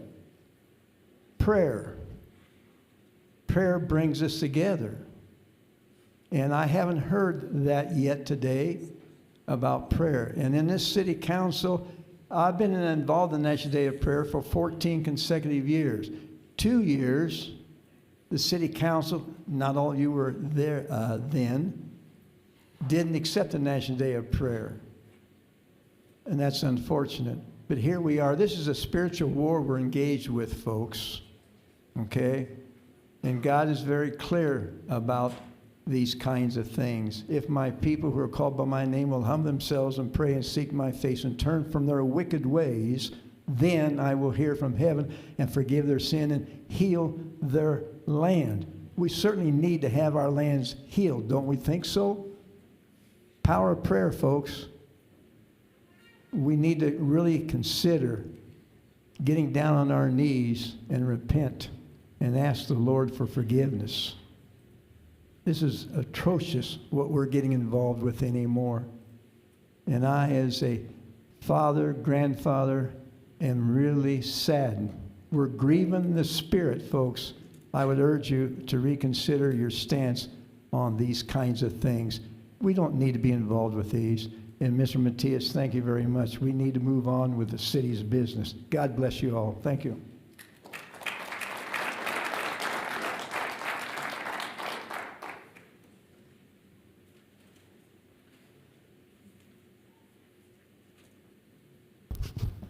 My name is Lisa Parrott. I'm a resident of District 6. I would like to quote President Ronald Reagan. Freedom is never more than one generation away from extinction. We didn't pass it to our children in the bloodstream. It must be fought for, protected, and handed on for them to do the same, or one day we will spend our sunset years telling our children and our children's children what it was once like in the United States when men were free. Thank you for your time. God bless.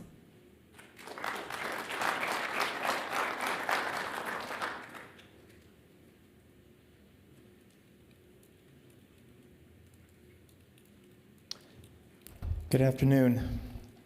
My name is Mike Cochran, and I just moved here to Las Cruces. 40 years in law enforcement, and I've come here to help raise my grandkids And I came here today not to even speak. Came here to say, to try to learn, see what the community's like a little bit better. Better way is to come directly to them. And last thing I remember hearing is, by their fruits you will know who they are. And some of the things I'm hearing, some of the things I'm seeing is very true. What kind of people? What are your fruits? That's what I want to know. Because did I make a mistake moving here? I hope not. But as our Constitution reads, we the people. And we need to take care of our own backyard before we start looking around. And because I'm still trying to figure out, I've been here since late March, and I'm still trying to figure out why Sonoma Ranch is shut down on one side when it looks like it's perfectly drivable. We're making people drive on two-way on the other side. And I'm just confused by that. And here we're engaged in this conversation of a national origin here, which needs to be discussed, but not here. I wonder how much my taxpayer dollars I just got done paying went to put this together. And us as taxpayers, we have the right to know that. Thank you.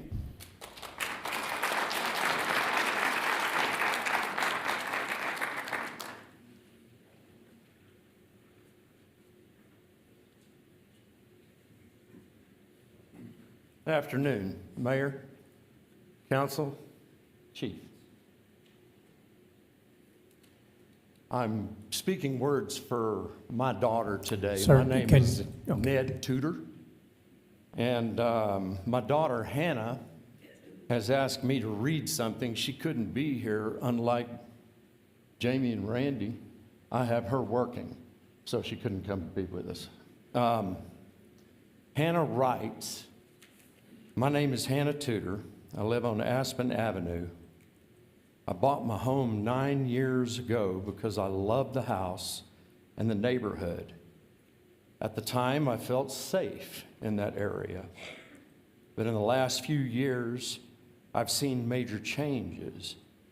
I've had my mail stolen on more than one occasion, my door banged on in the middle of the night multiple times, homeless people yelling at people in front of my house and yelling at me and my dogs from the other side of my fence in my backyard, as well as throwing rocks at my dogs. I no longer feel safe walking my dogs, let alone just being in my home. Should I sell my home? And does that mean that my neighbors should sell theirs too?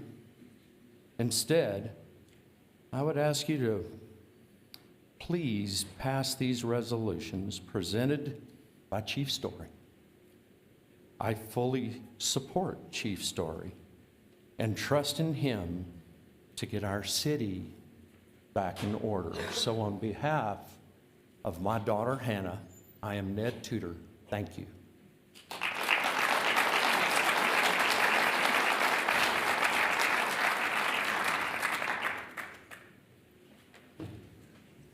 Is there anyone else on the left side? Yes, come on up.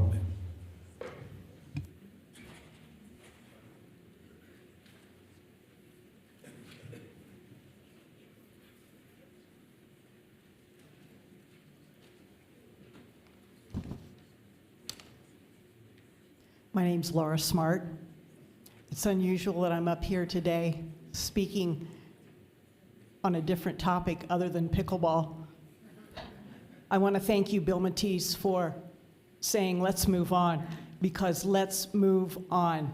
Something that has occurred 6,731 miles away doesn't need to be discussed in the city of Las Cruces.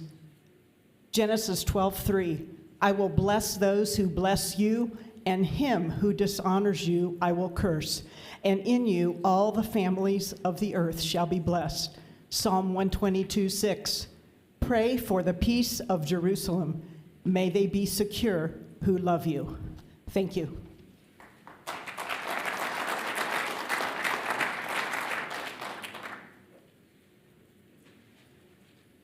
Mr. Mayor, City Councilors, I'm Gil Sorg, and I wanted to make a couple statements. For one thing, this council can pass a resolution on anything. When I was on the council, we passed resolutions on a lot of different topics that didn't involve Las Cruces directly. Our representatives, Santa Fe and Washington, D.C., much appreciated that.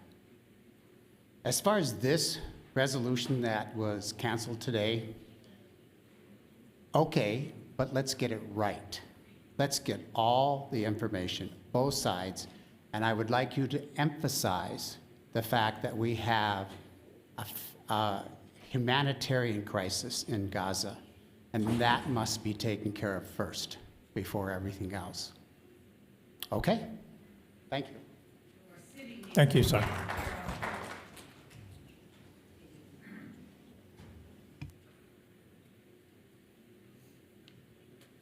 Anyone else on the left side?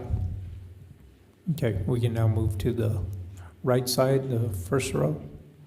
No, the second row is fine. Go ahead, sir. Come on.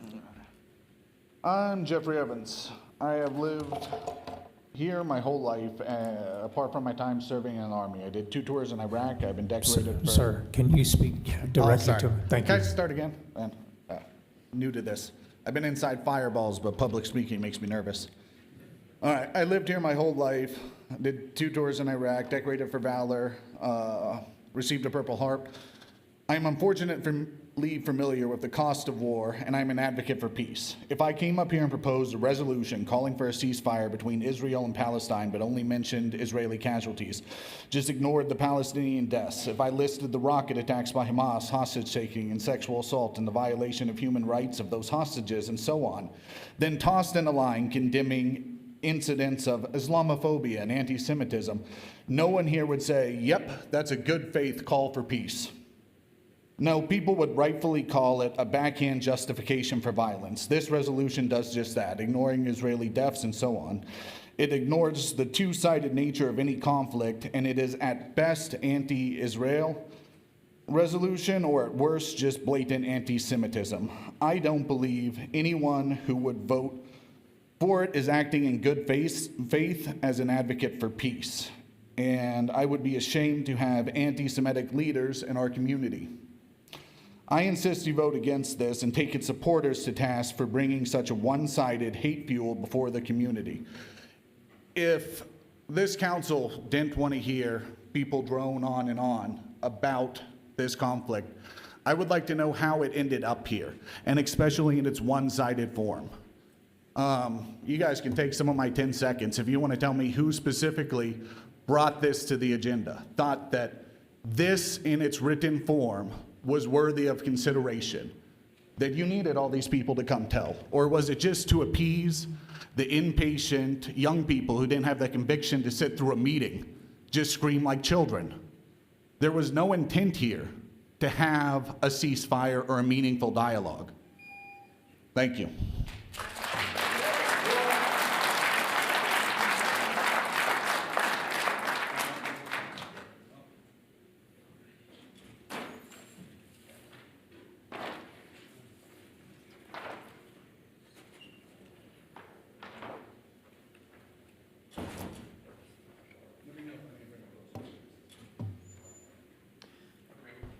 Good afternoon. My name is Michael Raymond. Thank you for your time.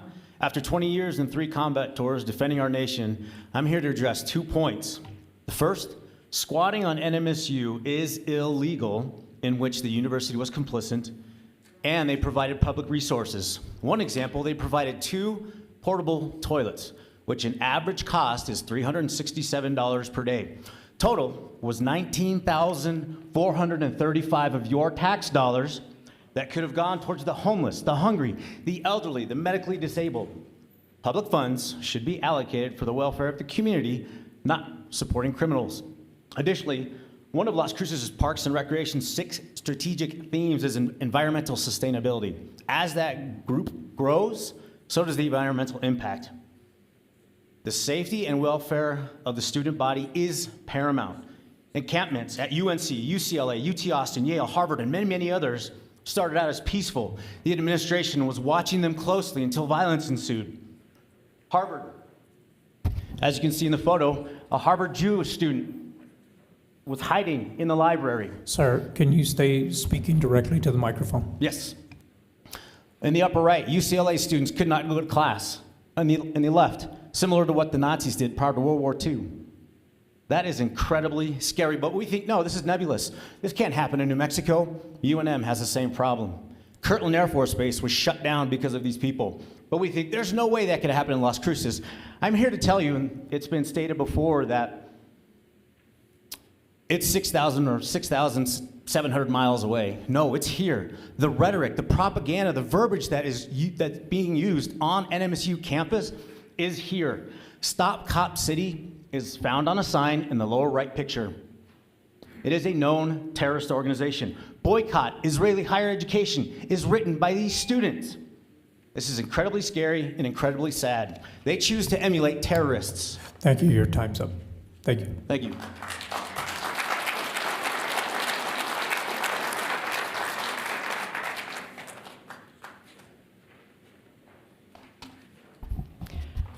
My name is Monica Kimball. I'm Professor Emerita, past president of Temple Bethel, and immediate past president of the Jewish Federation of El Paso and Las Cruces.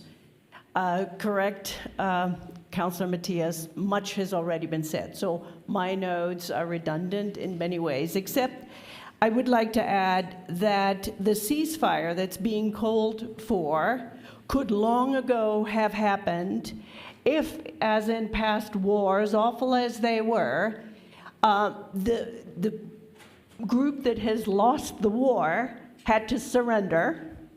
Subsequently, the populations of the countries, Germany and Japan I'm thinking of, were then provided with aid and so forth. None of this has happened.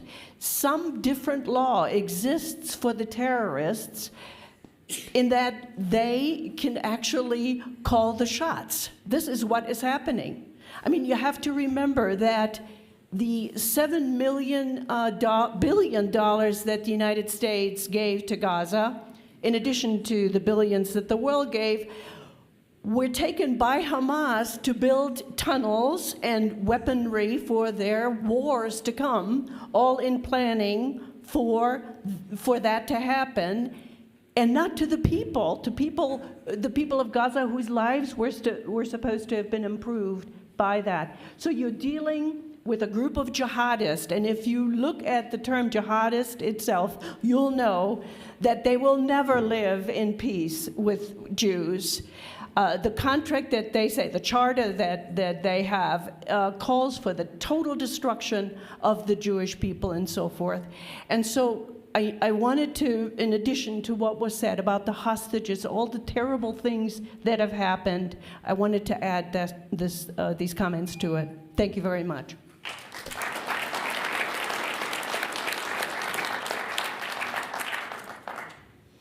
Thank you. Anyone in the third row?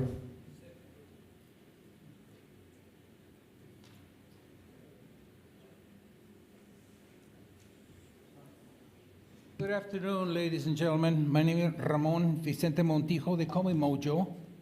I'm a retired military, 27 years, Special Forces. I put 40 years in law enforcement, LAPD. This young man, I'll need to talk to him. War is horrible, ladies and gentlemen. We're talking about a resolution here to ceasefire. There will never be a ceasefire. You cease fire, and what happens with Hamas? They regroup, rearm, and start all over again. I back Israel because they're the only allies we have in the Middle East. And what is Israel going to do? They're going to kick their ass, Hamas's ass. And that's the only way they're going to have peace. And we here, we sit there, a bunch of you liberals sitting there, Some of you don't even care what we're saying here, because I can see it. We're watching you. Some of you are falling asleep, some of you are looking at papers and so forth. Ladies and gentlemen, it's not going to happen. The resolution we're giving that we want to have peace, there's not going to be any peace. If you have people saying death to America, why in the hell are we backing them up? That's a bunch of crap. You have somebody come over here and attack your family. What are you going to do? I teach criminology at the branch. I ask the same thing to my students. What would you do to protect your kids? You know what they say? Anything. You'll do the same thing. But if you're going to back up and say the government's going to, the backing of the government is not going to come about. They are not going to back you. In other words, we have to protect our own asses. And Israel is doing the same thing. Thank you, folks.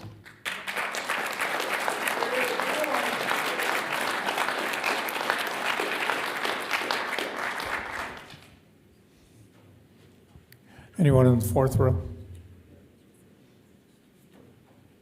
No.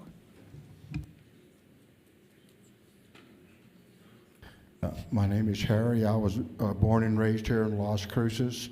I was born in 1948, and I've seen this city go through all kinds of changes. But what I see happening now really kind of breaks my heart. You know, the Word of God tells us a lot of what they said about supporting Israel is biblical. But the Word of God also says and mandates that we pray for the leaders of our nation. I pray for our police chief and all our first responders for their safety all the time. And we need that protection in our city from the things that are taking place. I agree with this man that just spoke. Whenever someone takes the American flag down and tries to put the Palestinian flag back up and burns our flag and says death to America, we need to make a stand for that. Anytime that someone is pulled in office, they swear to protect the Constitution of the United States, foreign and domestic. So my prayer is for all of you leaders here that you will listen to God's voice and do what He tells you to do. I pray that God will give you a conscience for our nation and that you will stand firm and do what is right for everybody. I know that Palestinians have their rights here in this nation, but if you truly study the Quran, they are anti-biblical. They stand against the beliefs of Christianity as well as the Jewish beliefs. How do we get along? The only thing I can tell you, if I were you guys, before I have any meeting, I would stand up and pray and ask God for guidance. Thank you. Thank you.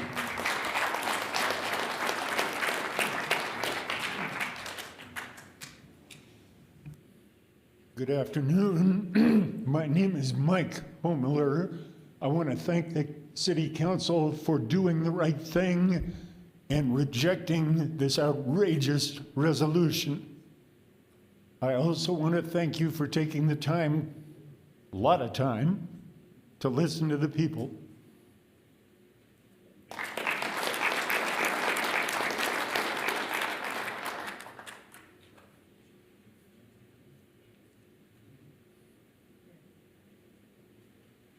Good afternoon. My name is Daniel Kalik. My wife and I are citizens of Israel. We have lived there for the past 12 years.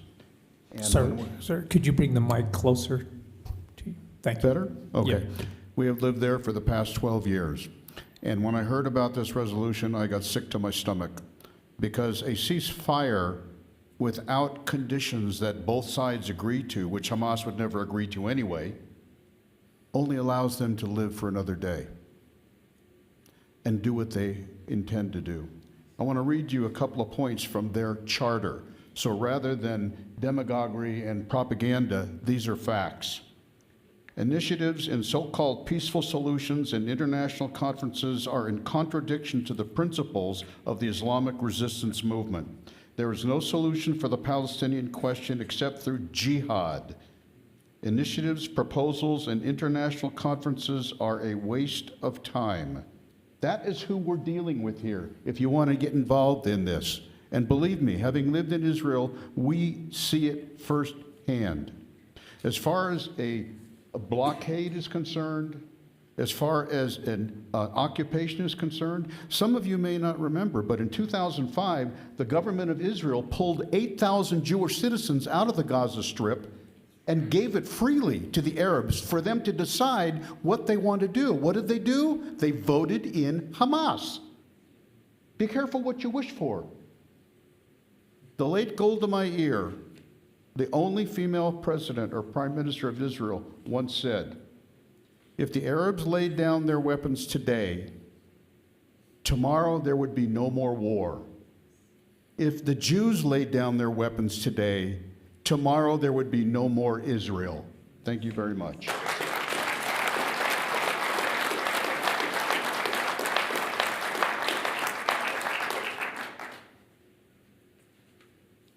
My name is Devorah Kalik, and that was my husband, and I wasn't going to speak today. This is a very emotional issue for us. I know that you've decided respectfully to not vote on this, to take it off the agenda. But my concern, council members and Mr. Mayor, is that someone will bring this up again. Amen. Not only is it divisive, not only do we have no right to interfere in a sovereign nation's decisions, but all these other people that we're fellow citizens with in this city have said there are other problems here that we should be focused on, and I agree with that. However, there's a caveat. I agree with also everything everyone else has said. You see, if we decide we are not going to stand with the only democratic nation in the Middle East, that means we're going to have Islamic terrorism in our country.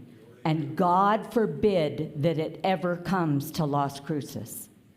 And I'm a person who loves Muslims, who loves Arabs, who loves Eastern Indians, Pakistanians. It doesn't matter. But if they hate me, and if they hate my two countries who I love, then we have to be at war with them. That's just how it is. Not that it's something we desire. But look, you've got a police chief who broke up a big mess today at UNM, and these are the things we need to be careful about. If we give the rights to these people who hate us to threaten us, then you're threatening our city. Stand up for Las Cruces, stand up for the United States, stand up for Israel, and stand up for God. Thank you.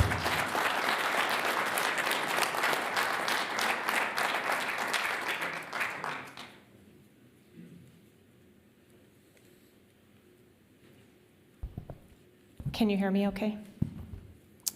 My name is Joy Cherry. I have been a first responder in the state of New Mexico for 28 years. I'm a recent transplant from Albuquerque to Las Cruces. My husband got a job down here. And today my husband came home from work, and he said, I have to go and sit outside the building at Enemit Zoo so my daughter can take her finals. She is a Jew. I am a Jew. And today, this came home to Las Cruces personally for me, personally for my husband, and personally for our daughter, who was afraid to walk by the encampment inciting terrorism, inciting and supporting terrorism.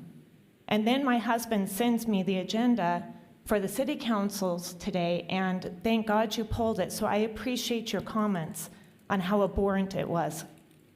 But I have not heard from the rest of you on how abhorrent it was. It's abhorrent that this came to the agenda in the first place, that it was even made public. And I call each of you to task who dare to put it on there and incite terrorism and fear and support the encampments at NMSU and at UNM, that my daughter, a Jew, I should not have to tell her to hide her Star of David.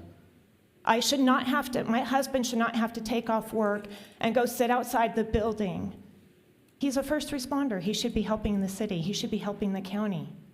But yet, this is our experience this morning. And I find out that this own city council is inciting that terrorism by even allowing it on the agenda. That is my experience. I'm bringing it home. Please, thank you. And I would appreciate comments that you would stand up against such a resolution and against such anti-Semitism out loud and with force. Thank you for your time.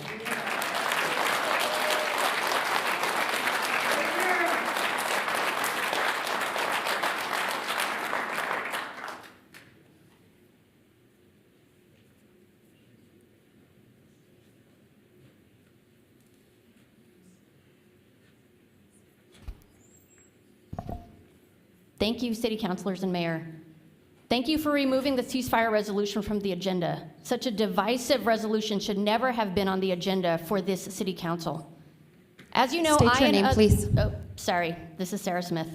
As you know, I and others are very concerned about the Desert Hope homeless housing project on the corner of Foster and Pecos, which has wreaked havoc on the nearby neighborhood, with people's homes and cars being broken into, drug needles left all around, and women being sexually harassed in their own front yards. Families are scared to let their children play outside or walk to school there. Residents at Desert Hope have reported that there is chaos and fighting there all day and night. These people are trying to break free of addiction, and several drug dealers have even been housed there. What are you going to do to ensure that your upcoming Amador Crossing homeless housing project will have a different outcome? Amador Crossing could be a great opportunity to actually help people reform their lives and become productive members of our community, but that can only happen if you do things differently than it was done at Desert Hope. From looking through the city's contracts related to helping the homeless, the measurements for true success are not there. It's not enough to just count how many people are being given housing or services. We need to be aiming higher to ensure that we are actually helping people break the cycle that led them to homelessness in the first place. It is not compassionate to enable people to continue destroying their lives and health with drugs. Please look closely at the Ready to Work program at Boulder Bridge House in Colorado. That program provides job readiness training and paid work alongside a drug and alcohol-free dormitory-style shelter and treatment for mental health and substance abuse problems.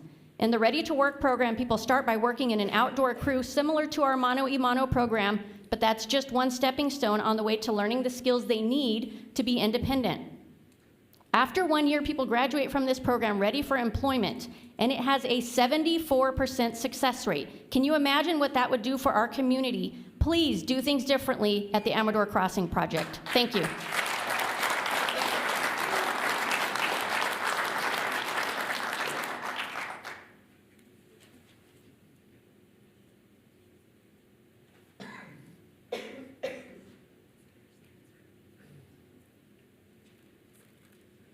Mayor and council members, Conrad Ottenoff, Las Cruces. We're grateful for the positive action and leadership of the council in the development and improvement of our city. However, we realize the subject of this proclamation is unrelated to the functioning or the business of the city. It seems quite presumptuous to suppose that the rank and file citizens are overwhelmingly in support of this resolution.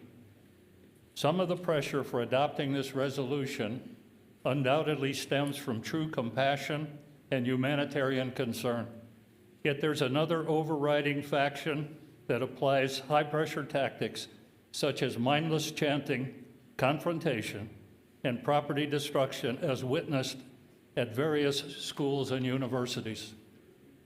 These strategies detract from and negate any sensible support for the proposed resolution. Adopting this proclamation would further signal approval for this unruly behavior. Thank you.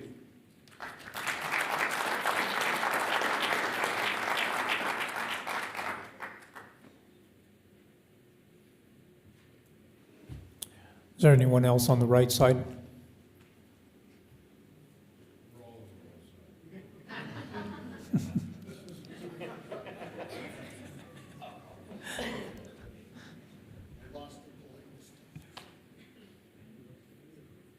My name is Jim Hurst. This is a very important resolution. Nothing is more important than the issue of war and peace. Mr. Mayor, you were once a fire chief, correct? You would know that a fire anywhere is a threat of fire everywhere. A war anywhere is a threat of war everywhere. What we are witnessing is a religious conflict. Apparently, a God gave the same piece of land to two different people. They have been fighting for thousands of years. They will keep fighting as long as each claims they're living on God's land. This is a religious war. You've heard all the Bible verses and all the religious imagery. Religious wars never end. Never. They go on, they take different forms. Israel's not going to get rid of Hamas. The Nazis couldn't get rid of the French underground.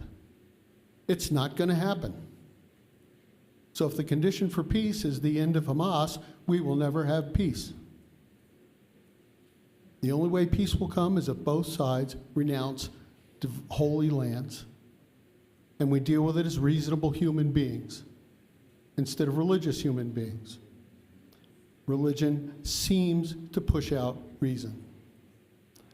So I beg you, consider this carefully and consider it seriously.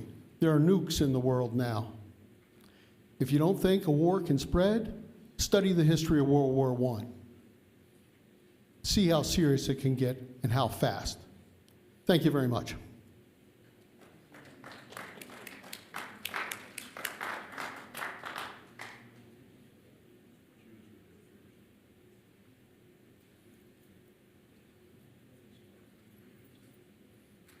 Good afternoon, City Council, Mayor. I'd like to change this up a little bit. I'd like to give the city and the Parks Department and one other person who works for the city certificates of appreciation for your guys' support for my Welcome Home Vietnam Veterans Day. This is the first chance. I've been out of state and I'm leaving Sunday going up to Maine. So this is the first chance and only one I'll get to get this out to you. So Mayor, if you could, and the Parks Department too. Bruce, if you just want to read the names and then we'll give the certificates to the clerk. But one guy I want to really give a shout out to, which is Gary Skelton. And one is traffic control. He bent over backwards to get everything done so we could have park on the street. And thank you to the Las Cruces Police Department for not ticketing our people. And that there, because we had that problem before. Hopefully next year we won't have that. I'll just give them to council here. Yeah, that'd be fine. Thank you, Bruce.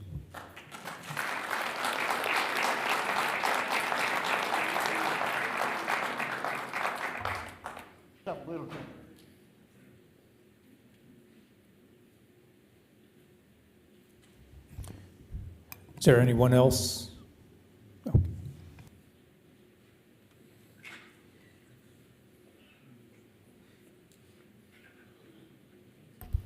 My name is Taylene Jacko, and I'm a resident of Las Cruces. I work for a nonprofit that works with the churches of Las Cruces for unity. And today I'm very sad because that unity has been threatened. The Heavenly Father, Lord, I ask you to please show us forgiveness, show our land favor, show our city council members and our mayor an honor that they may not deserve. But as we come together and forgive each other for the things that have been said against each other today, Lord, I ask you that you shine your favor on Las Cruces and return us to the unity that we are working so hard to build. I thank you for what you can do in Las Cruces as we humble ourselves to your service. As city council members and as residents, reunite us in a way that we can stand firm and stand strong to raise children for the next generation and the generations to come afterwards that will honor each other and you, our Heavenly Father. Lord, we thank you and we praise you for the things that you have already done in this land. And Lord, I thank you for the things that are yet to come. In the mighty name of Jesus, I pray. Amen.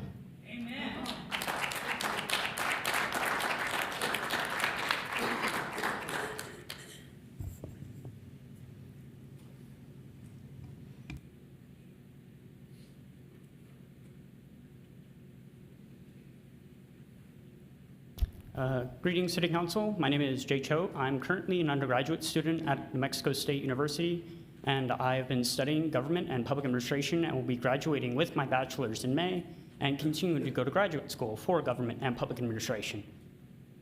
Having studied those, I feel looking at some of the rhetoric around the proclamation today, I certainly do think the proclamation is too one-sided. I believe there should be a conversation within the community and maybe a committee or something of that sort where the community discusses about it from both sides.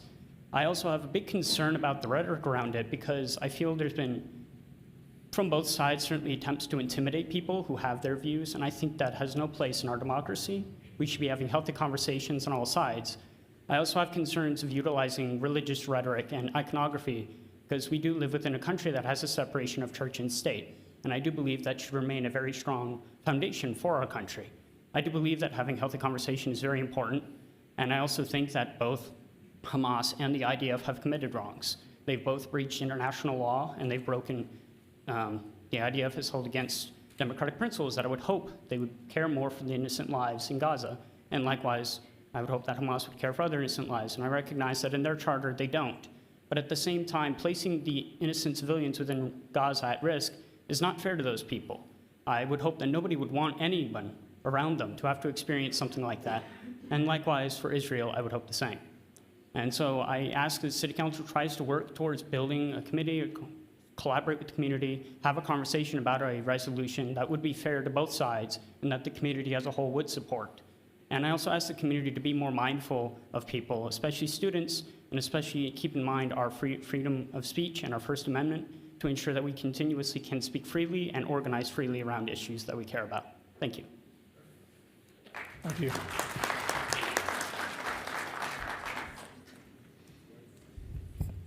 there anyone else? Okay, thank you. That concludes the public participation. I just want to reiterate again, the public participation is not to get into a discussion. Council will have their comments at the end of the meeting, and that's when comments can come out. But at this point in public participation, that's your 2 minutes to make your statements with not getting into any debates. Thank you. Next, I'll go ahead and read the closed meeting statement. The City of Las Cruces City Council met in a closed session at 11:03 a.m. on April 15, 2024. The following members were in attendance: Mayor Enriquez, Councilor McClure, Councilor Graham, Mayor Pro Tem Bencomo, Councilor Coran, Councilor Flores. Staff was Joe Richards, J.C. Borrego, Chief Jeremy Story, Brad Douglas, Linda Samples, Ikani Tamopiao, Sonia Delgado, Barbara Bencomo. Christine Rivera, and outside counsel was Diana Holcomb.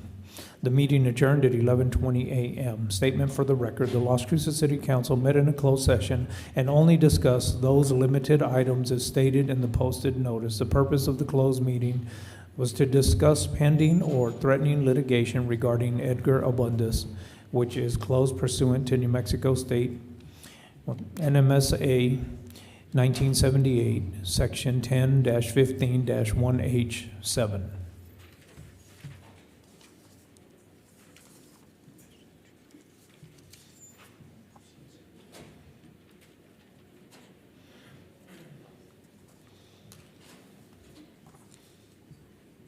Resolutions. And now we'll move to the resolutions number 24-110, 8.1. Move to approve. Yes. Second, Graham. Okay.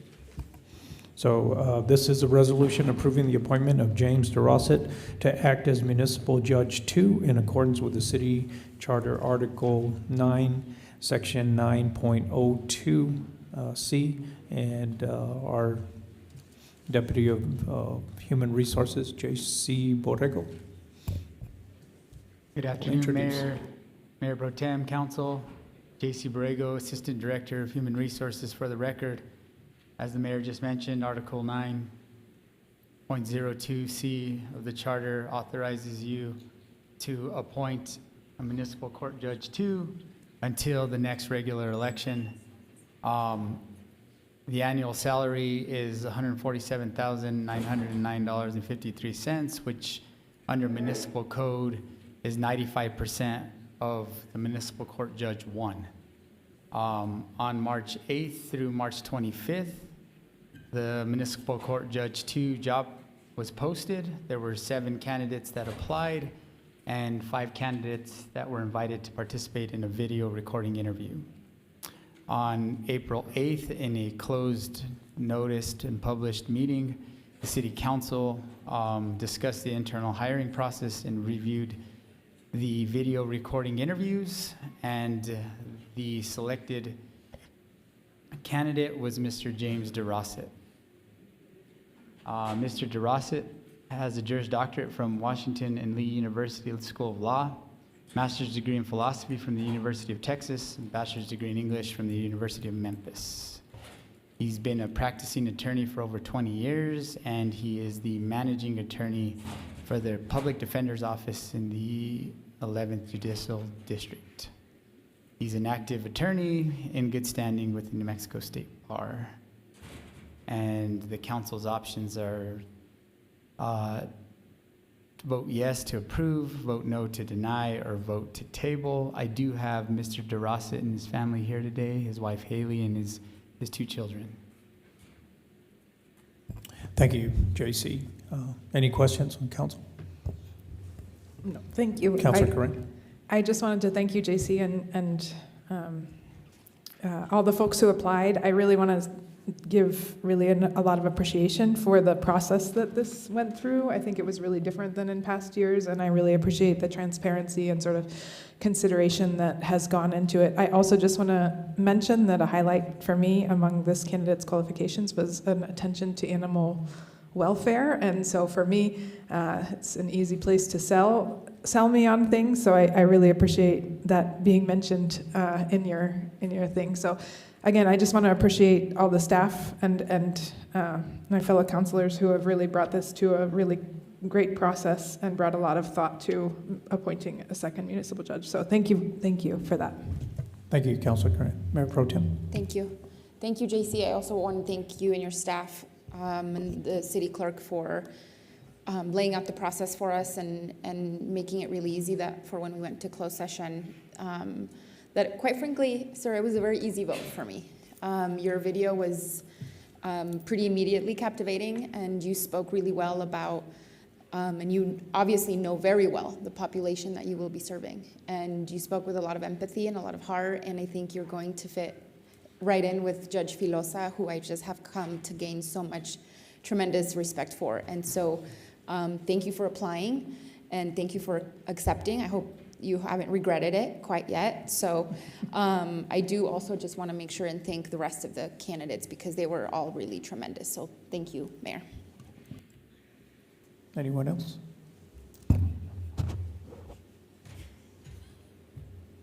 Councilor Flores. Thank you, Mayor. And thank you, JC, for your Mr. Becerra. Thank you for your introduction of our new Muni judge. I unfortunately missed that meeting, and I did not meet them. I think it'd be great if they all came up here, the entire family. Councilor Flores, I'll ask him up after we vote. We haven't voted? Yeah. Oh, I gave it away.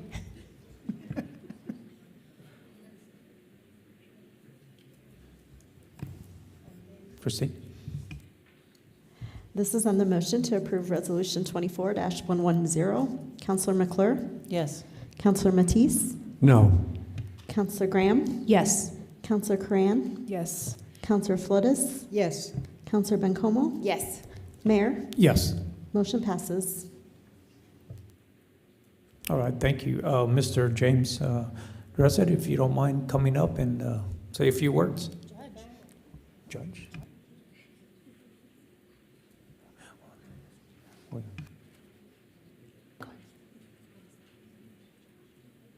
Mr. Mayor and honorable council members, thank you so much for inviting me to join you here today. And I cannot express enough how much I appreciate the confidence that you have placed in me by your vote today. Just a little bit about myself. I am joined here today by my wife, Haley, and two wonderful stepdaughters, Penelope Benitez and Fleur Benitez. I know you saw my application, but I just wanted to give a little bit of background about myself. I grew up in Memphis, Tennessee, and I completed my undergraduate education at Memphis State University, which is now known as the University of Memphis. I earned a bachelor's degree in English with honors, and I also served on the school paper as an editor, and I was a frequent freelance contributor to the Commercial Appeal, which is the daily newspaper of Memphis. I went to law school at Washington and Lee University in Virginia on an academic scholarship and practiced law in Memphis for a number of years with a little stint in civil litigation and a judicial clerkship with the Tennessee Court of Appeals for the late Judge W. Frank Crawford, who was the presiding judge of the Western Section of Tennessee. I ended up moving to New Mexico to join the nationally recognized statewide agency, the Law Office of the Public Defender, and I've loved every minute of it. And the first time I visited Las Cruces, I felt particularly at home. I'm very honored to have the opportunity to serve on the municipal court. I think the municipal court holds a very important place in the city of Las Cruces.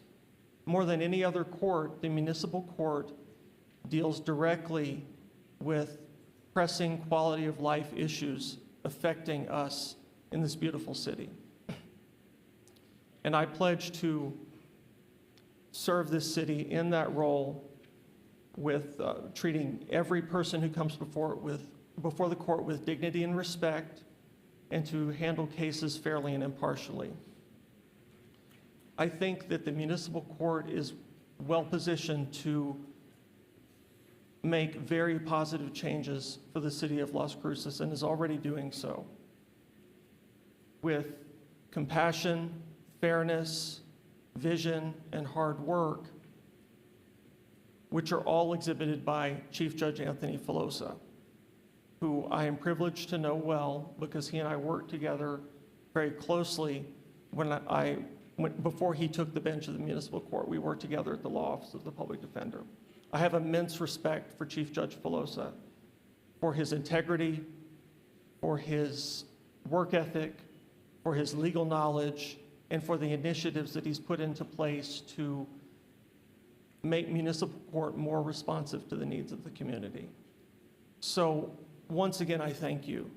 Every day that I serve, I will work hard to show the citizens of Las Cruces that I am a public servant who will behave appropriately and fairly in the role of municipal judge. And also, I would like to show you that I am worthy of the confidence that you've placed in me. Thank you. Thank you. Congratulations and welcome. Thank you, Mayor.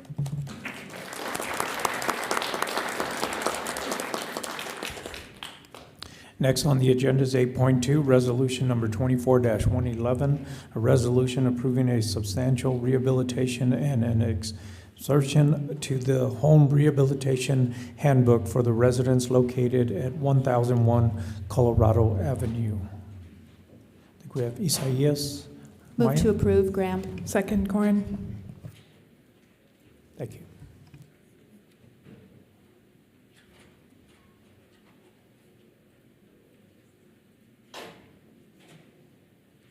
Did afternoon, Mr. Mayor, Mayor Pro Tem, members of the City Council. The resolution before you is to request exceptions for substantial rehabilitation for a project in Colorado Avenue. I'm going to give you a little background of the house. The house is in structural failure of roof. zero components. Could you just speak a little louder? We're having a hard time hearing you. Okay. I'm going to give you a little background on the condition of the home. The structure of failure of roof, interior components. There's no heating and cooling, electrical plumbing issues. And the estimated total cost of replacing this home is $191,000 to $145,000. And we had received an appraisal of $176,000. And I would like to add that estimated cost includes relocation expenses, soft cost, and any other costs related to the construction. The exceptions required for this resolution, we're seeking an exception for substantial rehabilitation, a forgiveness of a benefit not at 5% of the loan to value. And if this resolution is approved, it will result in a new home for a low-income resident, also a forgivable loan to grant. I'm going to show you some photos of the current conditions of the home. The home decay resulted in many roof leaks. And also, as you can see on this illustration, these are the means of heating and cooling, and also other faulty construction methods. And with that, these are your council options, and I stand for questions. Thank you, Isaias. Any questions by council? I Go just have ahead, a Councilor quick. Corinne. Thank you. I thank you for presenting, and I remember you've presented before. I do feel like I think last time we had a conversation about this, the handbook for expanding the room that would allow for exceptions. Is this one of those? I think that we talked about that maybe a year and a half ago. Is this in one of those spaces that this is part of the expanded allowances that are part of the handbook changes that we mentioned before? Yes, it is an exception, and the total construction of this home is going to exceed the 95% allowed in a home rehabilitation handbook. Okay, thank you. I just wanted to clarify. I had a vague recollection of us having this conversation about a different context, but I just wanted to clarify that that was what was happening. Thank you. Thank you. Anyone else? No. Christine? This is on the motion to approve Resolution 24-111. Counselor McClure? Yes. Counselor Matisse? Yes. Counselor Graham? Yes. Counselor Coran? Yes. Counselor Flores? Yes. Counselor Bencomo? Yes. Mayor? Yes. Thank you. Thank you, Isaias. Next is 8.3, Resolution 24-112, a resolution adopting funding priorities and allocations to various Las Cruces nonprofit organization for fiscal year 2025 to provide health-related public service needs and authorizations, the incorporation of the funding amounts in the city's FY25 budget. Good afternoon, Mr. Mayor, members of City Council. My name is Cynthia. Hold on, Cynthia. Need a motion. Move to approve. I'm so sorry. Second. Okay, go ahead. Now Cynthia. we're ready. Thank you. Yes. All right. Good afternoon, Mr. Mayor, members of City Council. My name is Cynthia Villanueva with the Housing and Neighborhood Services section. Today, I bring before you a resolution for the Health-Related Public Service Awards. In September of 2021, Council approved Resolution 22-028, earmarking up to $600,000 for the next 4 years to fund health-related public service programs with the interest from the Telshore Fund. The city conducted a competitive application process with the nonprofit sector. A press release was sent out. We advertised on the city website and sent emails with our interagency list. Grants are awarded on a 2-year funding cycle with renewal of the second year based on program performance. On March 14th, the Health and Human Services Advisory Committee recommended to fund a total of $600,000 to the following 18 nonprofit organizations. And here are the first 9. And then here are the last 9. And here are your standard council options. And I stand for any questions. Okay. Thank you, Cynthia. Any questions? Councilor Matisse? You know, this is really a good program. You're using the interest from the Telshore Fund, correct? Yes. When that Telshore Fund is rated and it's completely gone, how do you take care of the 18 nonprofits that are getting $600,000?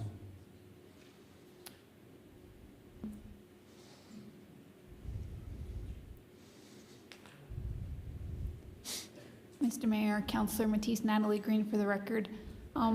As part of the Telshore Facility Fund Planning, Council will want to consider what the impact is of reducing that fund and whether those funds will continue to exist to support this program.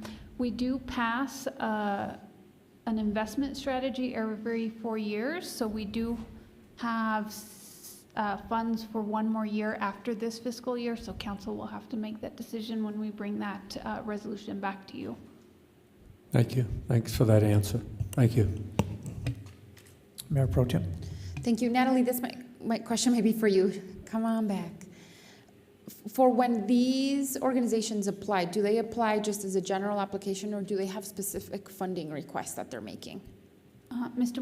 Mayor, Councilor, Mayor Pro Tem Bencomo, they apply for a particular program and a particular project. But not necessarily a funding number that they're applying for.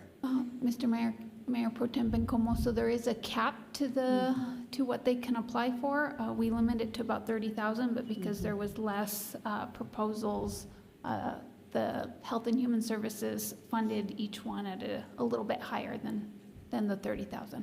Thank you, Natalie. And then I just also want to say that I really want to thank the committee. They're a volunteer committee appointed by us, and I know it's a really active committee that they're obviously doing a lot of work, so I just really wanted to thank all of them.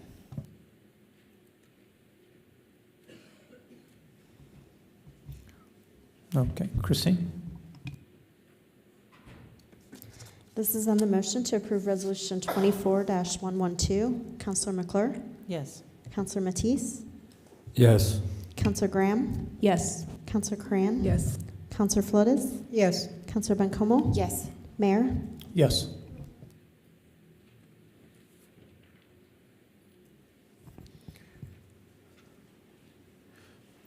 Next is resolution number 24-113, a resolution authorizing the city of Las Cruces to accept the budget adjustment of $1,100,000 from the Telshore Fund for the Police Department Real-Time Crime Center renovations, and to amend the city's adopted FY24 budget and the FY24 capital improvement plan.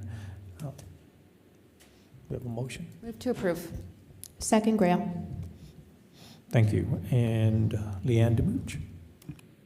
Good afternoon, Mayor, Council, Mayor Pro Tem. Before you is a budget adjustment for the Real-Time Crime Center, and my partner is Chief Story. There he is, thank you. So just in case you have questions about the budget adjustment or if you have questions about the Real-Time Crime Center. You'll probably recognize this slide. I sort of stole it from Chief Story when he gave the community livability presentation, but it fit right in with this budget adjustment. At that time, Chief Story explained to you about the increase in the crime activity in the last 5 years, and you see some statistics in there, and that the police department has identified this really big need to establish a real-time crime center, and this will provide critical support for the officers, facilitate swift suspect identification, and foster real-time situation awareness. We're here today to do a budget adjustment in the Telshore Fund for the 1.1 million. It does change the CIP, which was attached in your packet as an exhibit. The purpose of this budget adjustment is for building renovations to bring the department up to date and new technology and create space for a crime center. And with that, these are your council options. And I stand for any questions along with Chief Story. All right, thank you, Leanne. Any questions? Councilor Corinne? Thank you again. And I'm going to ask some follow-up questions that I think I mentioned during budget as well. So Chief Story, thank you for the presentation. As folks have alluded to, you know, you have a lot of trust from us, and that's where I try to venture into this. However, I do not have trust in giant corporations that collect data and use it for questionable ends. So I wonder if what kinds of tech, I think this is part of this conversation, but it's also probably something for the future. But I'm wondering if we can consider a framework where we analyze how this data is collected and stored and what kinds of technologies are being used in that context. I think I would hope that this is solving our problems, but not necessarily expanding surveillance to be shared with questionable sort of corporations that are taking this information and using it for potentially less than good ends. So I'm just curious if you could talk a little bit about the technology related to this, and I know that you've mentioned this before, so I'm just hoping you can share what your perspective is on the different sorts of corporate entities that we might be engaging with as we move forward with this. Yes, ma'am. Good afternoon, Mayor, Council, and Councilor Horn. Jeremy Story, Police Chief. So I'll answer that question slightly separate from this. This money will be used not necessarily for technology that's collecting any data. This will be used for the renovations and the equipment and technology inside the police department itself, inside the building, to make the real-time crime center a possibility, to make it happen. A lot of the other technology already exists out in our community. We have that infrastructure. The cameras that already exist at our intersections, for instance, would be then pulled in so that we have the availability to live feed those, the police department does, and also record a certain amount of data so that we can solve crimes, go back and try to track suspect movements for major crimes, and also keep our officers safe. All that data would be our data. So that wouldn't go to any third party. Whatever software vendor we use for the real-time crime center, that still is our data. It's all CJIS compliant as far as security goes, but they wouldn't actually own that data. When it comes to things like license plate readers, that's still our data. There's some question on that one. I think that's the one that gets brought up the most. Those are already in place and exist. So our job is to manage that technology and put checks and balances in place to help make sure that we're using that information to help solve our problems, not contributing to or not creating other problems with it. And like I mentioned before, audits, restricting the information to people that are trained and authorized, having an audit trail for everything, and limiting retention periods are some of the ways that you help minimize any possibility of it being used for things that it should not be used for. Thank you. And I appreciate you answering again in this context. Thank you. Yes, ma'am. Mayor Pro Tem. Thank you. Thank you, Chief. I watched the town hall that you hosted a couple of weeks ago, and your sergeant, your lieutenant? Lieutenant Bradley, investigations lieutenant. Yes, one of his slides was around like Minority Report or something, and I felt like that was very specifically towards me, which I really appreciated. It was funny, but it was important because I think a lot of the fears around surveillance, they're really real, and I think a lot of people have valid concerns around them, but I also know that there are ways to set up a framework for this kind of surveillance that meets the mission and the purpose without, and also while trying to mitigate the harms that surveillance has often been caused, particularly and predominantly towards Black and brown communities. And so, just in the vein of the data question, Chief, if there's another governmental entity that wants some of that information, what kind of data sharing agreement do you foresee needing? So Mayor and Mayor Pro Tem, it depends on which data we're talking about. A lot of that stuff is going to be housed just internal. So It would be on a a case-by-case basis. Obviously, we plan on having a relationship with the Sheriff's Department so that we can use that data and information and technology regionally to help them solve their crimes and vice versa. When it comes to other police departments, we cooperate with other police departments to help them solve their crimes because they go beyond just even county lines. We saw that with the Clovis incident. Not to get off topic, but the Clovis Amber Alert and double homicide ended up in El Paso, very close to Las Cruces, and could have easily come here.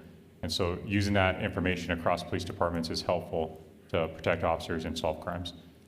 Depends on what specific agency that we're referencing, but there are generally some type of agreement, MOU, that's in place for data sharing. Do you foresee data, like in your research of these kinds of programs, data being shared with federal entities, federal law enforcement entities? Most federal entities already have access to more data than we could provide. So a lot of times we're asking and requesting for data or information from them. Okay, thank you, Chief, I appreciate it.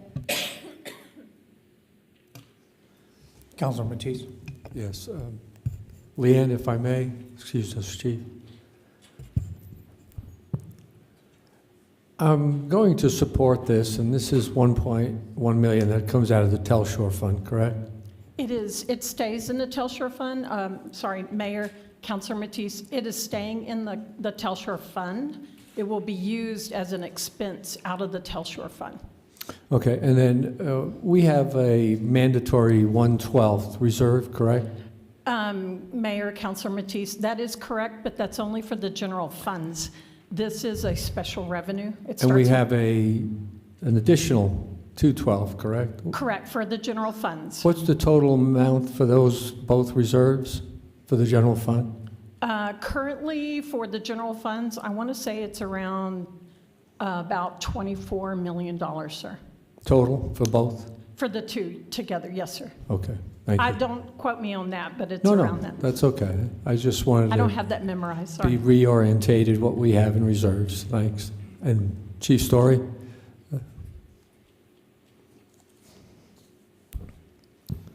Again, thank you for moving forward on this. Appreciate it. Thank you, Mayor Matisse, thank you.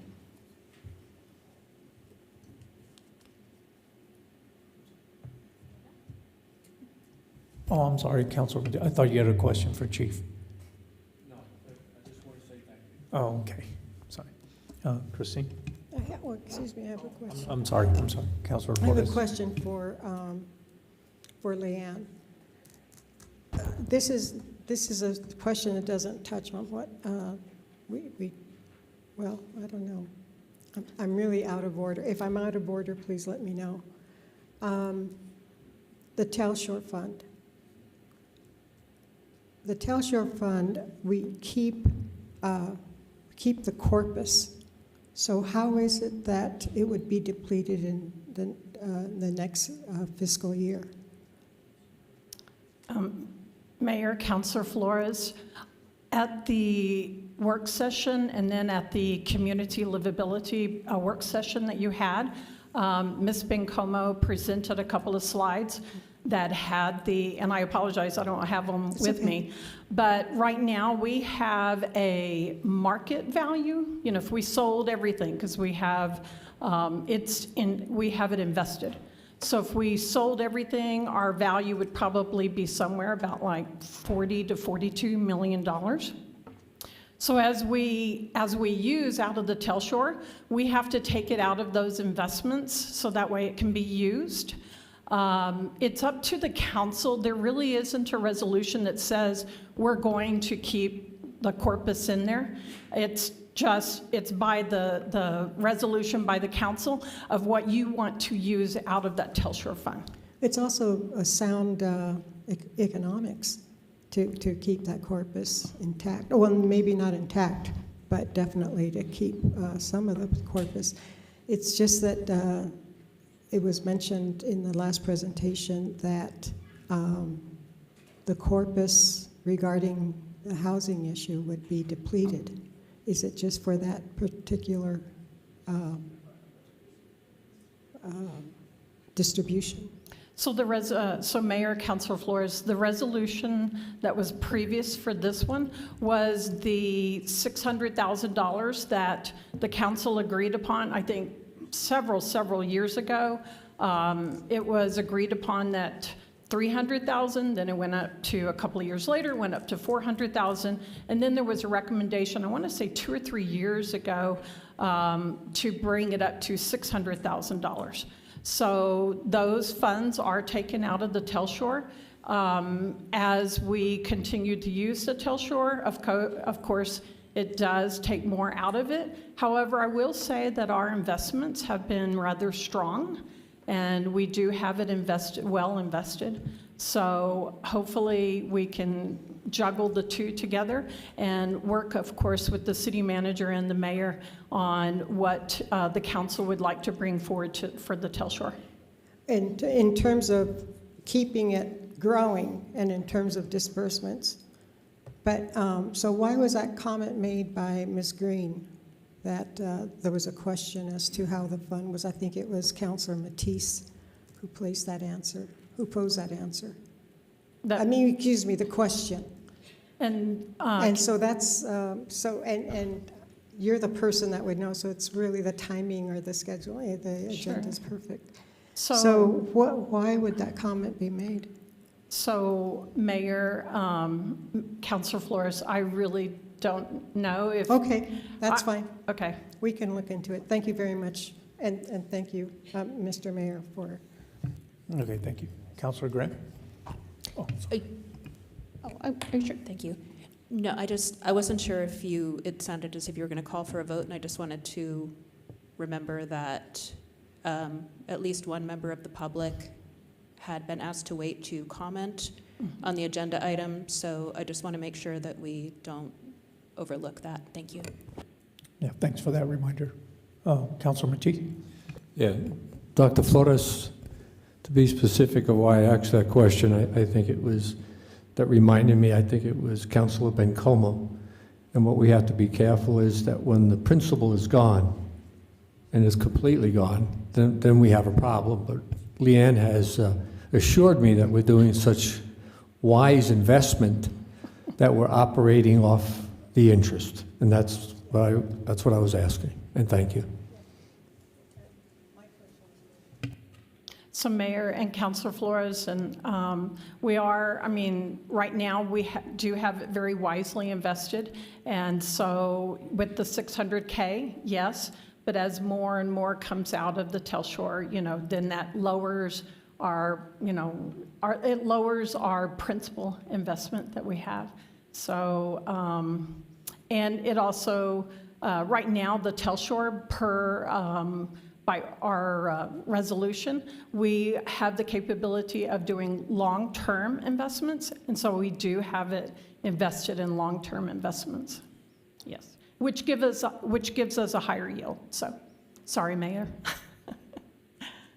All right, you're fine. Thank you, Leanne. I think that's it for council. Yes, there was a member of the public that wanted to speak to the Crime Center. Please come up and state your name, and you have 2 minutes. Good afternoon again. Thank you, Councilor Graham. I appreciate that. There are a plethora of reasons to support the Real-Time Crime Center. For investigative purposes, it provides police... Ma'am, your name again. Sorry, Shauna Pfeiffer. For investigative purposes, it provides police with an accurate and immediate description of the perpetrator of a crime so that criminals can be caught quickly and efficiently. For deterrence purposes, when someone trespasses onto a property, looks in all the windows, and then picks up a rock, police can confront that person before the property is vandalized or burglarized, saving the property owner significant money and numerous police man-hours.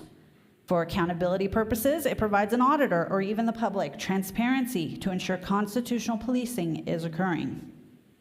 In the context of mental health, consider a suicidal citizen. If the police can quickly identify what that person is wearing and where they may be located, they have a greater chance to intervene before tragedy occurs.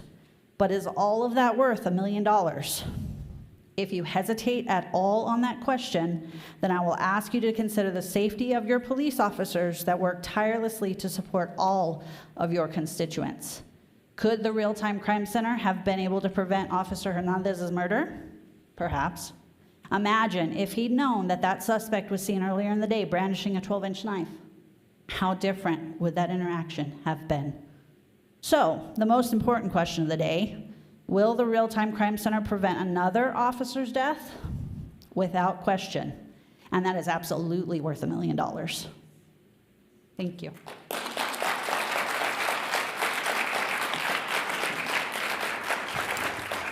Was there anyone else from the public that wanted to speak to this topic?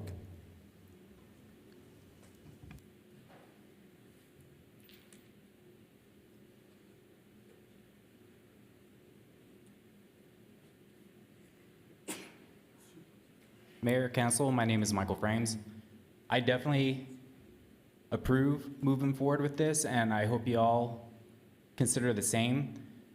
Data is obviously a concern, but the way I think about it is criminals that have to be worried about it, not a law-abiding citizen.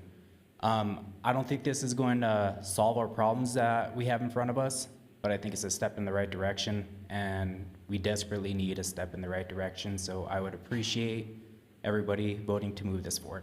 Thank you.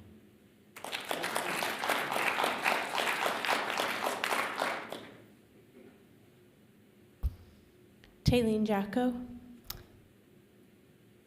I witnessed at the Las Cruces Leadership Academy the real time that you have for the water and how quickly they were able to use that. I can only imagine how much more effective it will be to have it for Real-Time Crime Center.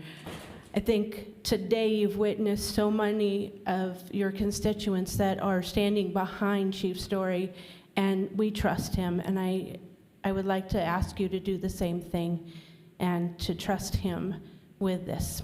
Thank you.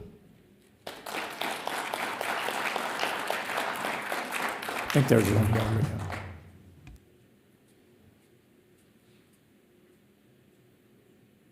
Mayor, council members, Chief Story, Beverly Hogan.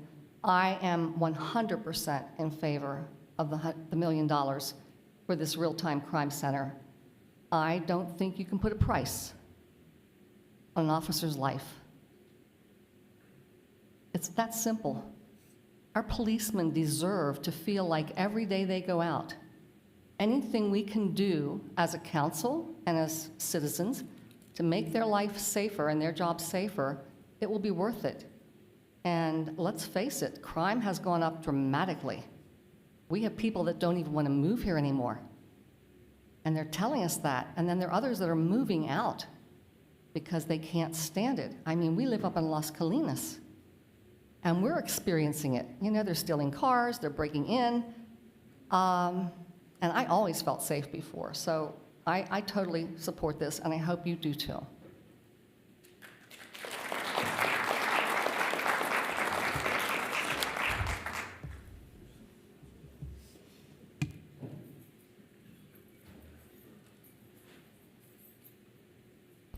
Tim Jenkins here. We, as citizens of Las Cruces, are looking for every possible way that we can to support our chief police and the law enforcement. We are doing every possible thing to support them, and it's very, very refreshing to our community to have Chief Story, and we're looking for every way, and we support him and the work that has already been done, that our police, LCPD has already done. We can already see a difference, and we know this isn't going to do everything, but it's a step in the right direction, and we're just going to continue looking for ways where we can support them in every way we can. And we ask that you guys do as well. Thank you very much.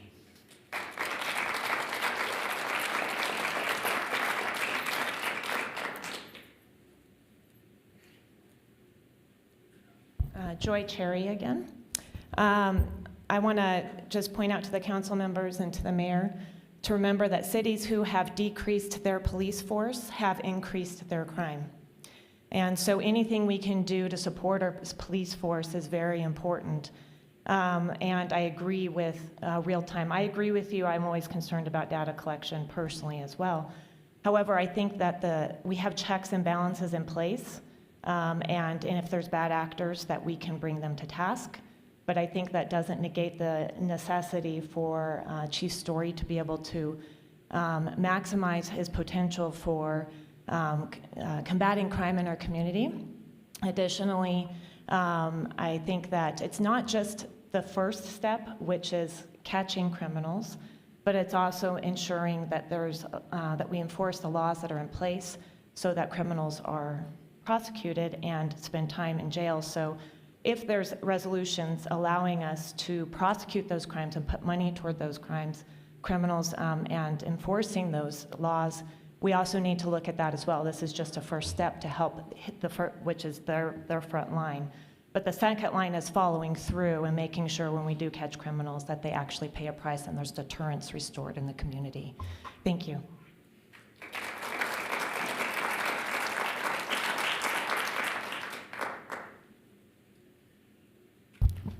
Michael Raymond. I'm a Las Cruces Public Schools substitute teacher. I also help out security, usually at Camino Real Middle School. And we have an internal system I'm sure the police department's familiar with because we have an assigned security officer. And I can't tell you the number of times that administration will request video because of an alleged crime or an incident occurs. It has been absolutely priceless. So $1 million for the safety of the community, when we see that much of an increase, is more than welcomed. Thank you.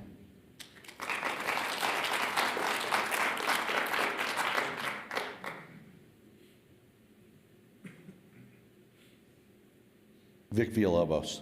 So clearly I'm in support of this. But I just want to say that, you know, there's a saying that goes, the business community has stood by it, which is we have your six, meaning that we have Chief Story 6 and all the police departments. So I am confident, after hearing all of you today with your questions, which I think were very reasonable questions to ask, I know that you all have Chief Story 6 right now. So I'm going to give you a sticker. I'm going to put it up there, and when you're done voting, you get this sticker so we know you had his 6, okay?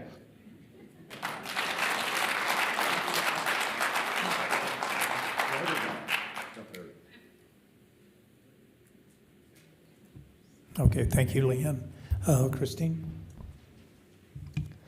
This is on the motion to approve Resolution 24-113. Councilor McClure?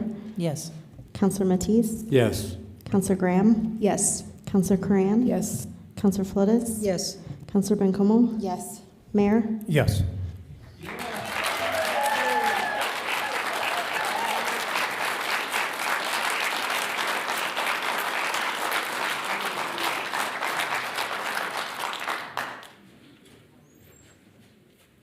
Okay, next on the agenda is board appointments. I'll read the following into the record. Councilor McClure appoints Miley Grandjean to the Parks and Rec Advisory Board. Councilor Coran appoints Brendan Shannon to the Seniors Program Advisory Board. The following appointments will need a motion. What's it? Yeah, no, the following one, yeah. We'll require a motion, a second, and then a vote. So Martha Lopez for the Senior Program Advisory Board, a new appointment. Move to approve. Second. This is on the motion to appoint Martha Lopez to the Senior Programs Advisory Board. Councilor McClure? Yes. Councilor Matisse? Yes. Councilor Graham? Yes. Councilor Coran? Yes, although I do wonder, I had a senior programs dude too, and so if it's for voting, sorry, not to go back. Oh, only on the mayor's appointment? Okay. Yes. Sorry. Yes. I just want to make sure that my dude is cool too. Yeah, Okay. two separate ones. Yes. Okay. Councilor Flores? Yes. Councilor Bencomo? Yes. Mayor? Yes. So yeah, yours was read into the record, and these are the ones that need a motion and a second. So Justin Miller, Airport Advisory Board, a new appointment. Move to approve. Second, Corin. This is on the motion to appoint Justin Miller to the Airport Advisory Board. Councilor McClure? Yes. Councilor Matisse? Yes. Councilor Graham? Yes. Councilor Coran? Yes. Councilor Flores? Yes. Councilor Bencomo? Yes. Mayor? Yes. The next one is Dr. Jeffrey Shepard, Historic Preservation Commission, new appointment. Move to approve. Corin. Second, Graham.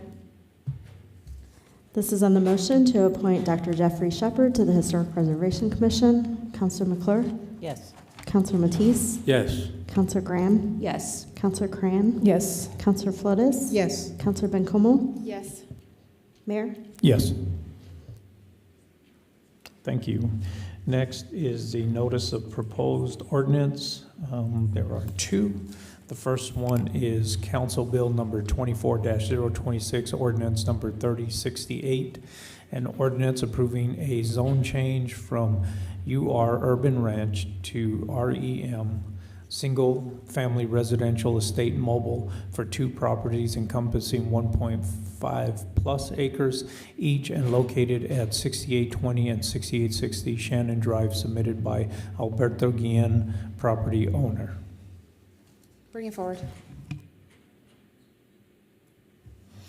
Okay, thank you. The next one is Council Bill number 24-027, ordinance number 3069, an ordinance approving a zone change from C2, commercial medium intensity, to C3, commercial high intensity for a property encompassing 9.37 plus acres and located at 1900 Baton Memorial East, submitted by Upward Architects LLC representative. Bring it forward.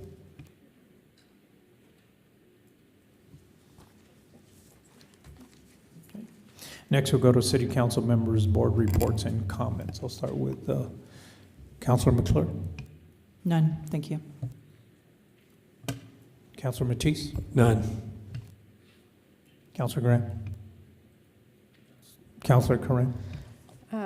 I just wanted to answer the question that was posed earlier. It was me that brought today's ceasefire resolution forward, lest you look to someone else to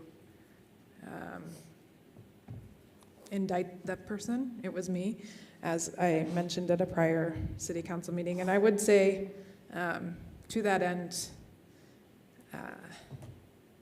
bringing that resolution forward came from a place of empathy and care for, in particular, the hundreds of people who signed a petition requesting that we consider bringing that forward, but also consideration for an ongoing humanitarian crisis in a part of the world where things matter to us. And so, just to be clear, that was me bringing that forward.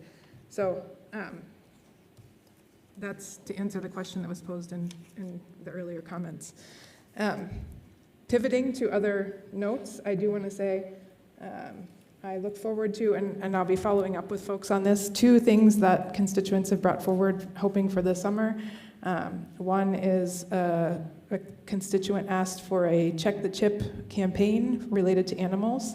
And so I will be following up, but the idea is before the 4th of July and everyone loses their pets, check your chip to make sure that it's actually updated. Only about 15% of the animals that are found roaming the streets in Las Cruces actually have a chip that goes to a person. So I'll be looking forward to working on that somehow, figuring out a way to work on that and bring it forward.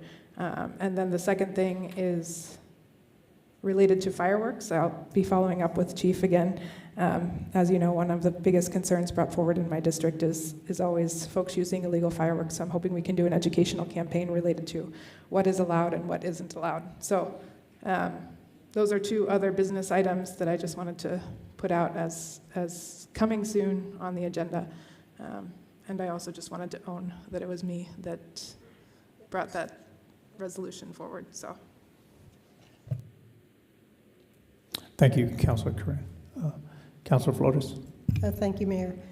I want to thank Chief Story for letting us know that Dr. Kevin Gilmartin was speaking on emotional, emotional?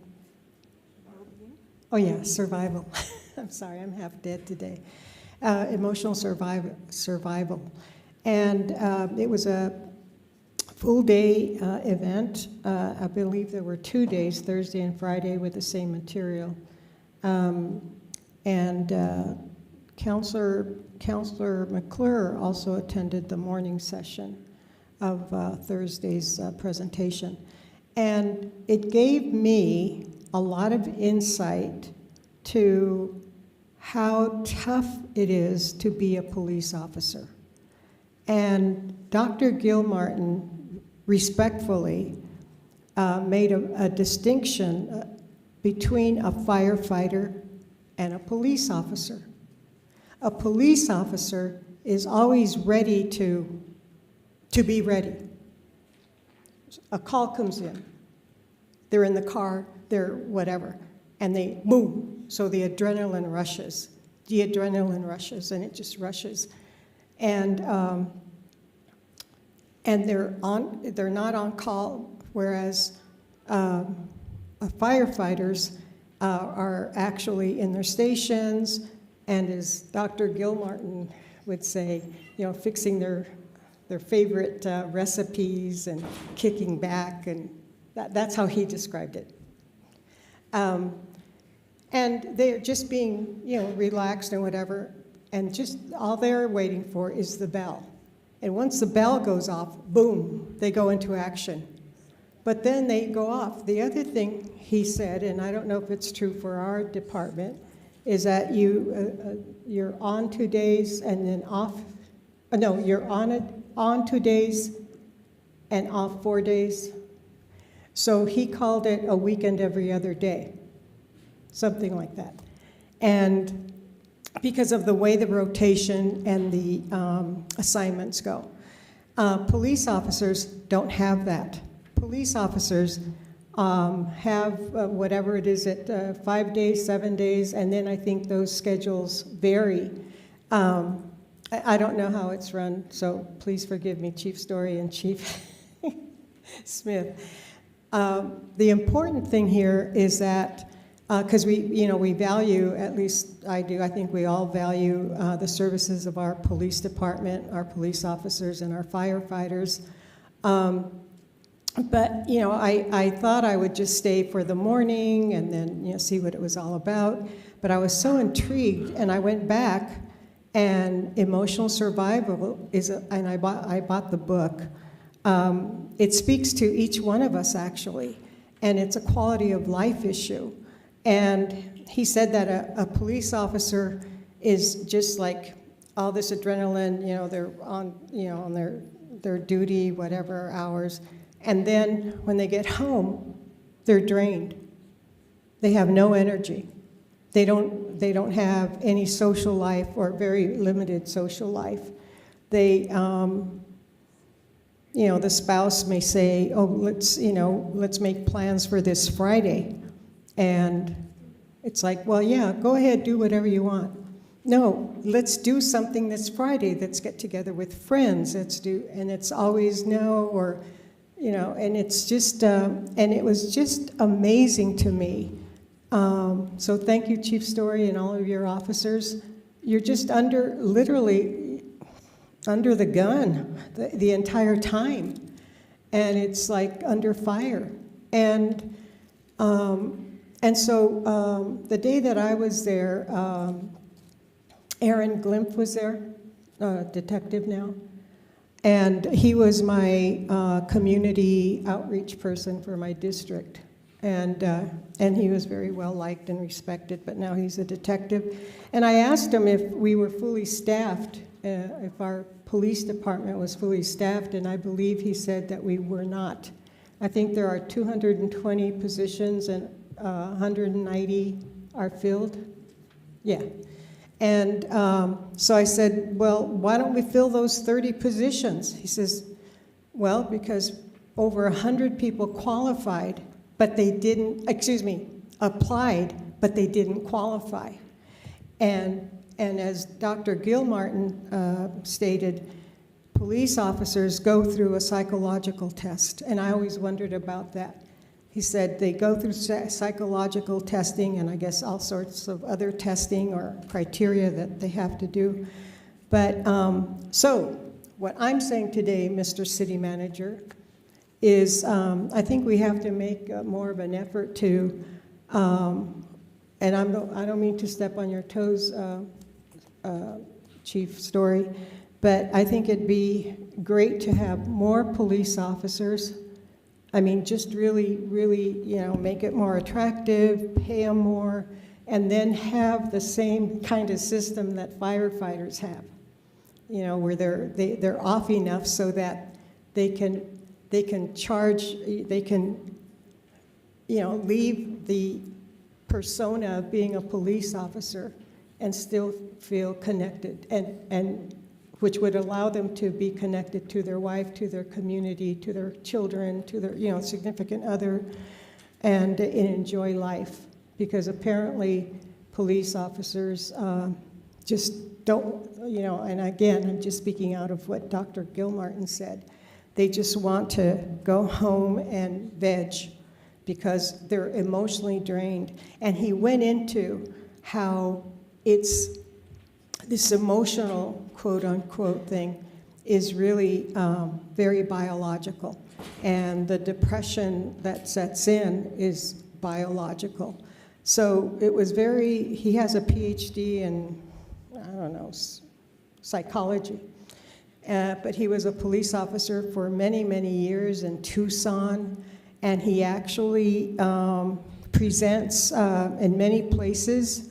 And I think he's even presented in foreign countries. I know he mentioned Argentina. We talked about that because my sister lives there. So anyway, he's a wonderful human being, and I recommend each one of you in this room to buy the book. It's like $10 on Amazon, and it's called Emotional Survival. So I just wanted to share that, Chief Story and Chief Smith, what you do for our community, and I fully support not all of your endeavors. I'm not sure about the, whatever. But yes, I support you and all of our officers. Thank you, Mr. Mayor. Thank you, Councilor Flores. Mayor Pro Tem. Thank you. I just have a statement I'd like to read. A while ago, a clergy member of mine asked me something that stuck with me for a really long time. He said, "Are you looking at your faith through the lens of your politics, or are you looking at your politics through the lens of your faith?" I have so much violence in my inbox for calling for an end to violence. Just let that sit for a second. I have so much violence in my inbox because I called for an end to violence, including from one of my very own colleagues on this dais. But sadly, this kind of rhetoric feels very familiar to me. I've spent my entire adult life in the social justice movement in one way or another. And through every fight, I have seen and experienced a pattern. In the immigrant rights movement, I have seen the dehumanization of my own community. Through the Black Lives Matter movement, I saw the dehumanization of Black folks, especially Black men. During the fight against the Keystone Pipeline, I saw the dehumanization of Indigenous folks. Right now, as we work to address our housing crisis, I am watching the dehumanization of our unhoused residents. There was an attempt here today to dehumanize the students. And this last week alone in my emails, I have seen the dehumanization of Palestinians, even after more than 34,000 souls have been taken. Dehumanizing only serves to help us feel better about enacting bad or even dangerous policies that disproportionately impact Black and brown folks. I want to see an end to violence, and I want to see my tax dollars stop going to aid the violence. It enrages me that there's always money for war, but never enough money for our poor. The difficult and beautiful thing about this job is that if you allow it to, it will expand your capacity for empathy. Learning is a great to exercise your empathy muscle. Because of this, I have enough capacity to care deeply about what is happening in my own city and work very hard to address it. I don't think you know how hard most of these folks up here work on researching possible solutions to the very issues facing our community.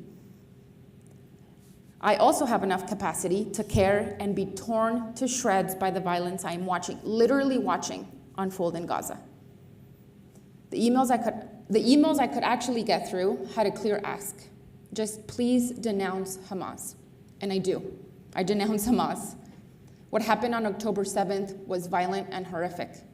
And I also denounce the horrific violence that Palestinian people have had to endure by the Israeli government every single day since October 7th for 7 months.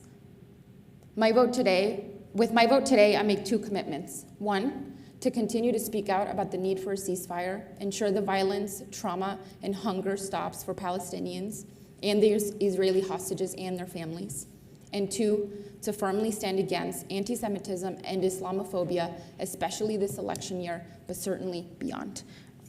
Sir, Peter, I look forward to having more conversations with you. Thank you for coming today.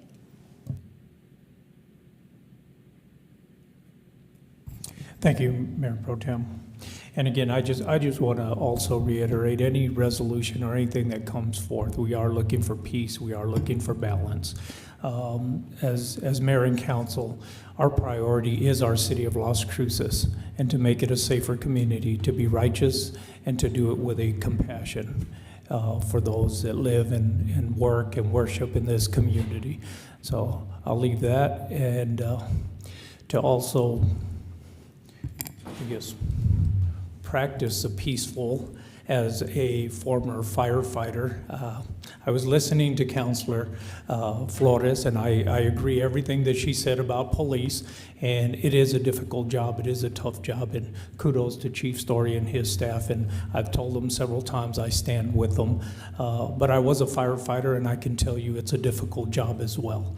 So just kicking back and waiting for an alarm to ring is not necessarily true. There's a lot of training and things that go to that. And then one other thing I just got to add is when you get that alarm anytime after midnight, you go from a 60 resting heart rate to 120, and that's not good for the body either. So I have to defend my fire guys and girls and women in the fire service, that it is a difficult job, and that's why we stand for public safety. And I'm trying to do that in a peaceful manner.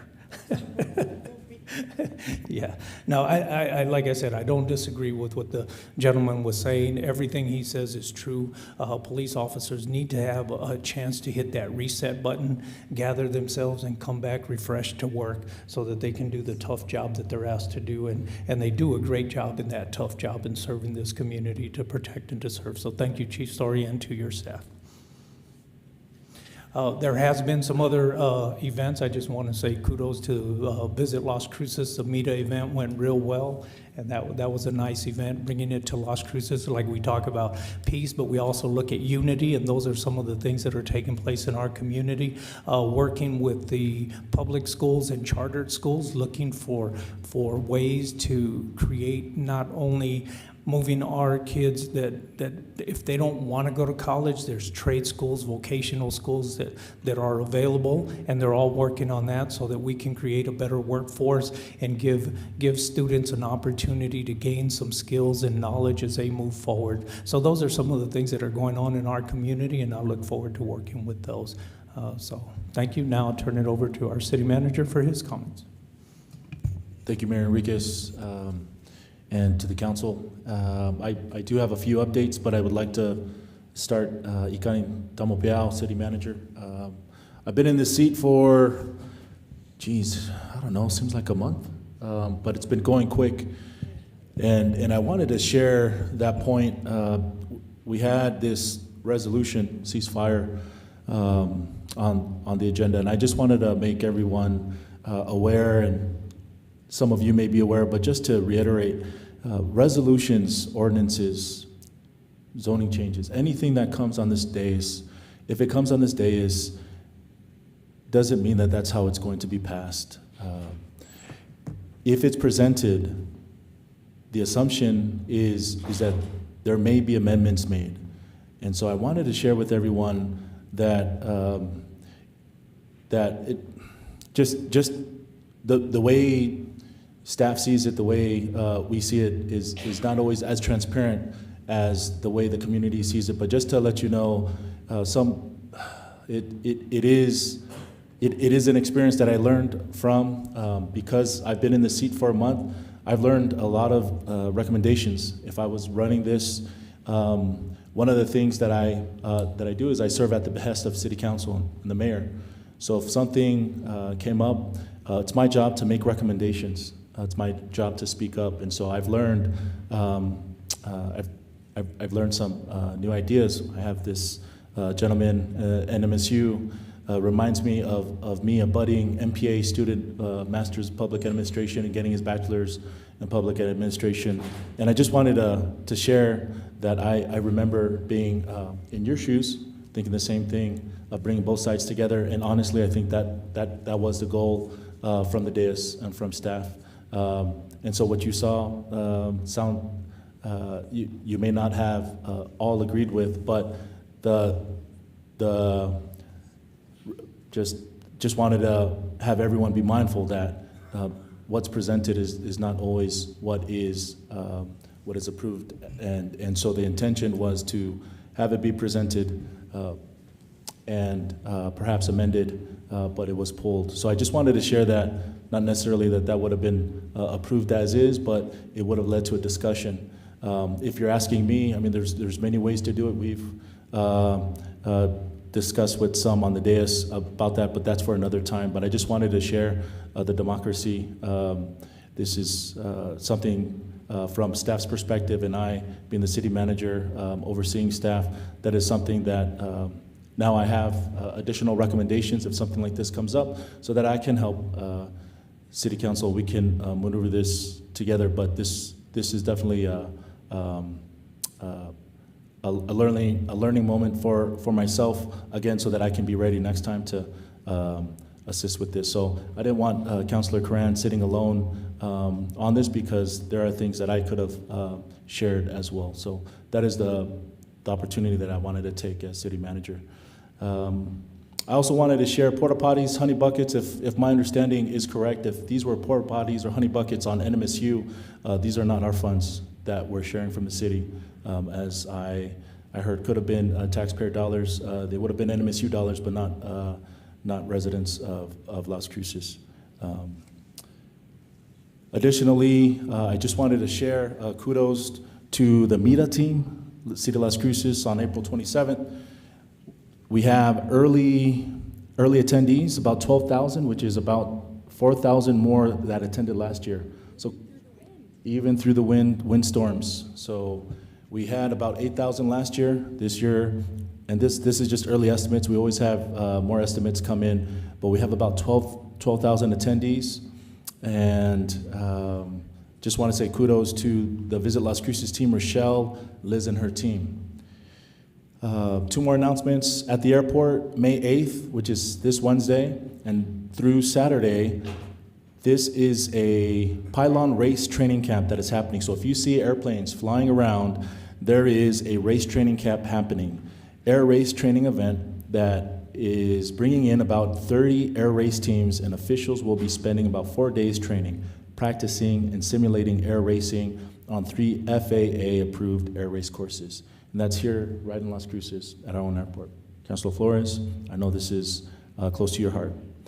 Last but not least, Parks and Rec. Just in 2 updates. Apodaca Pool demolition is expected to be completed by May 16th. And so that'll be filled with dirt. So you should see that hopefully happening in the upcoming weeks. And then the skate park on Hadley, just an update on the demolition and the project. Its demolition is complete, rough grading has been completed, and the construction is expected to be completed by mid-September. Thank you.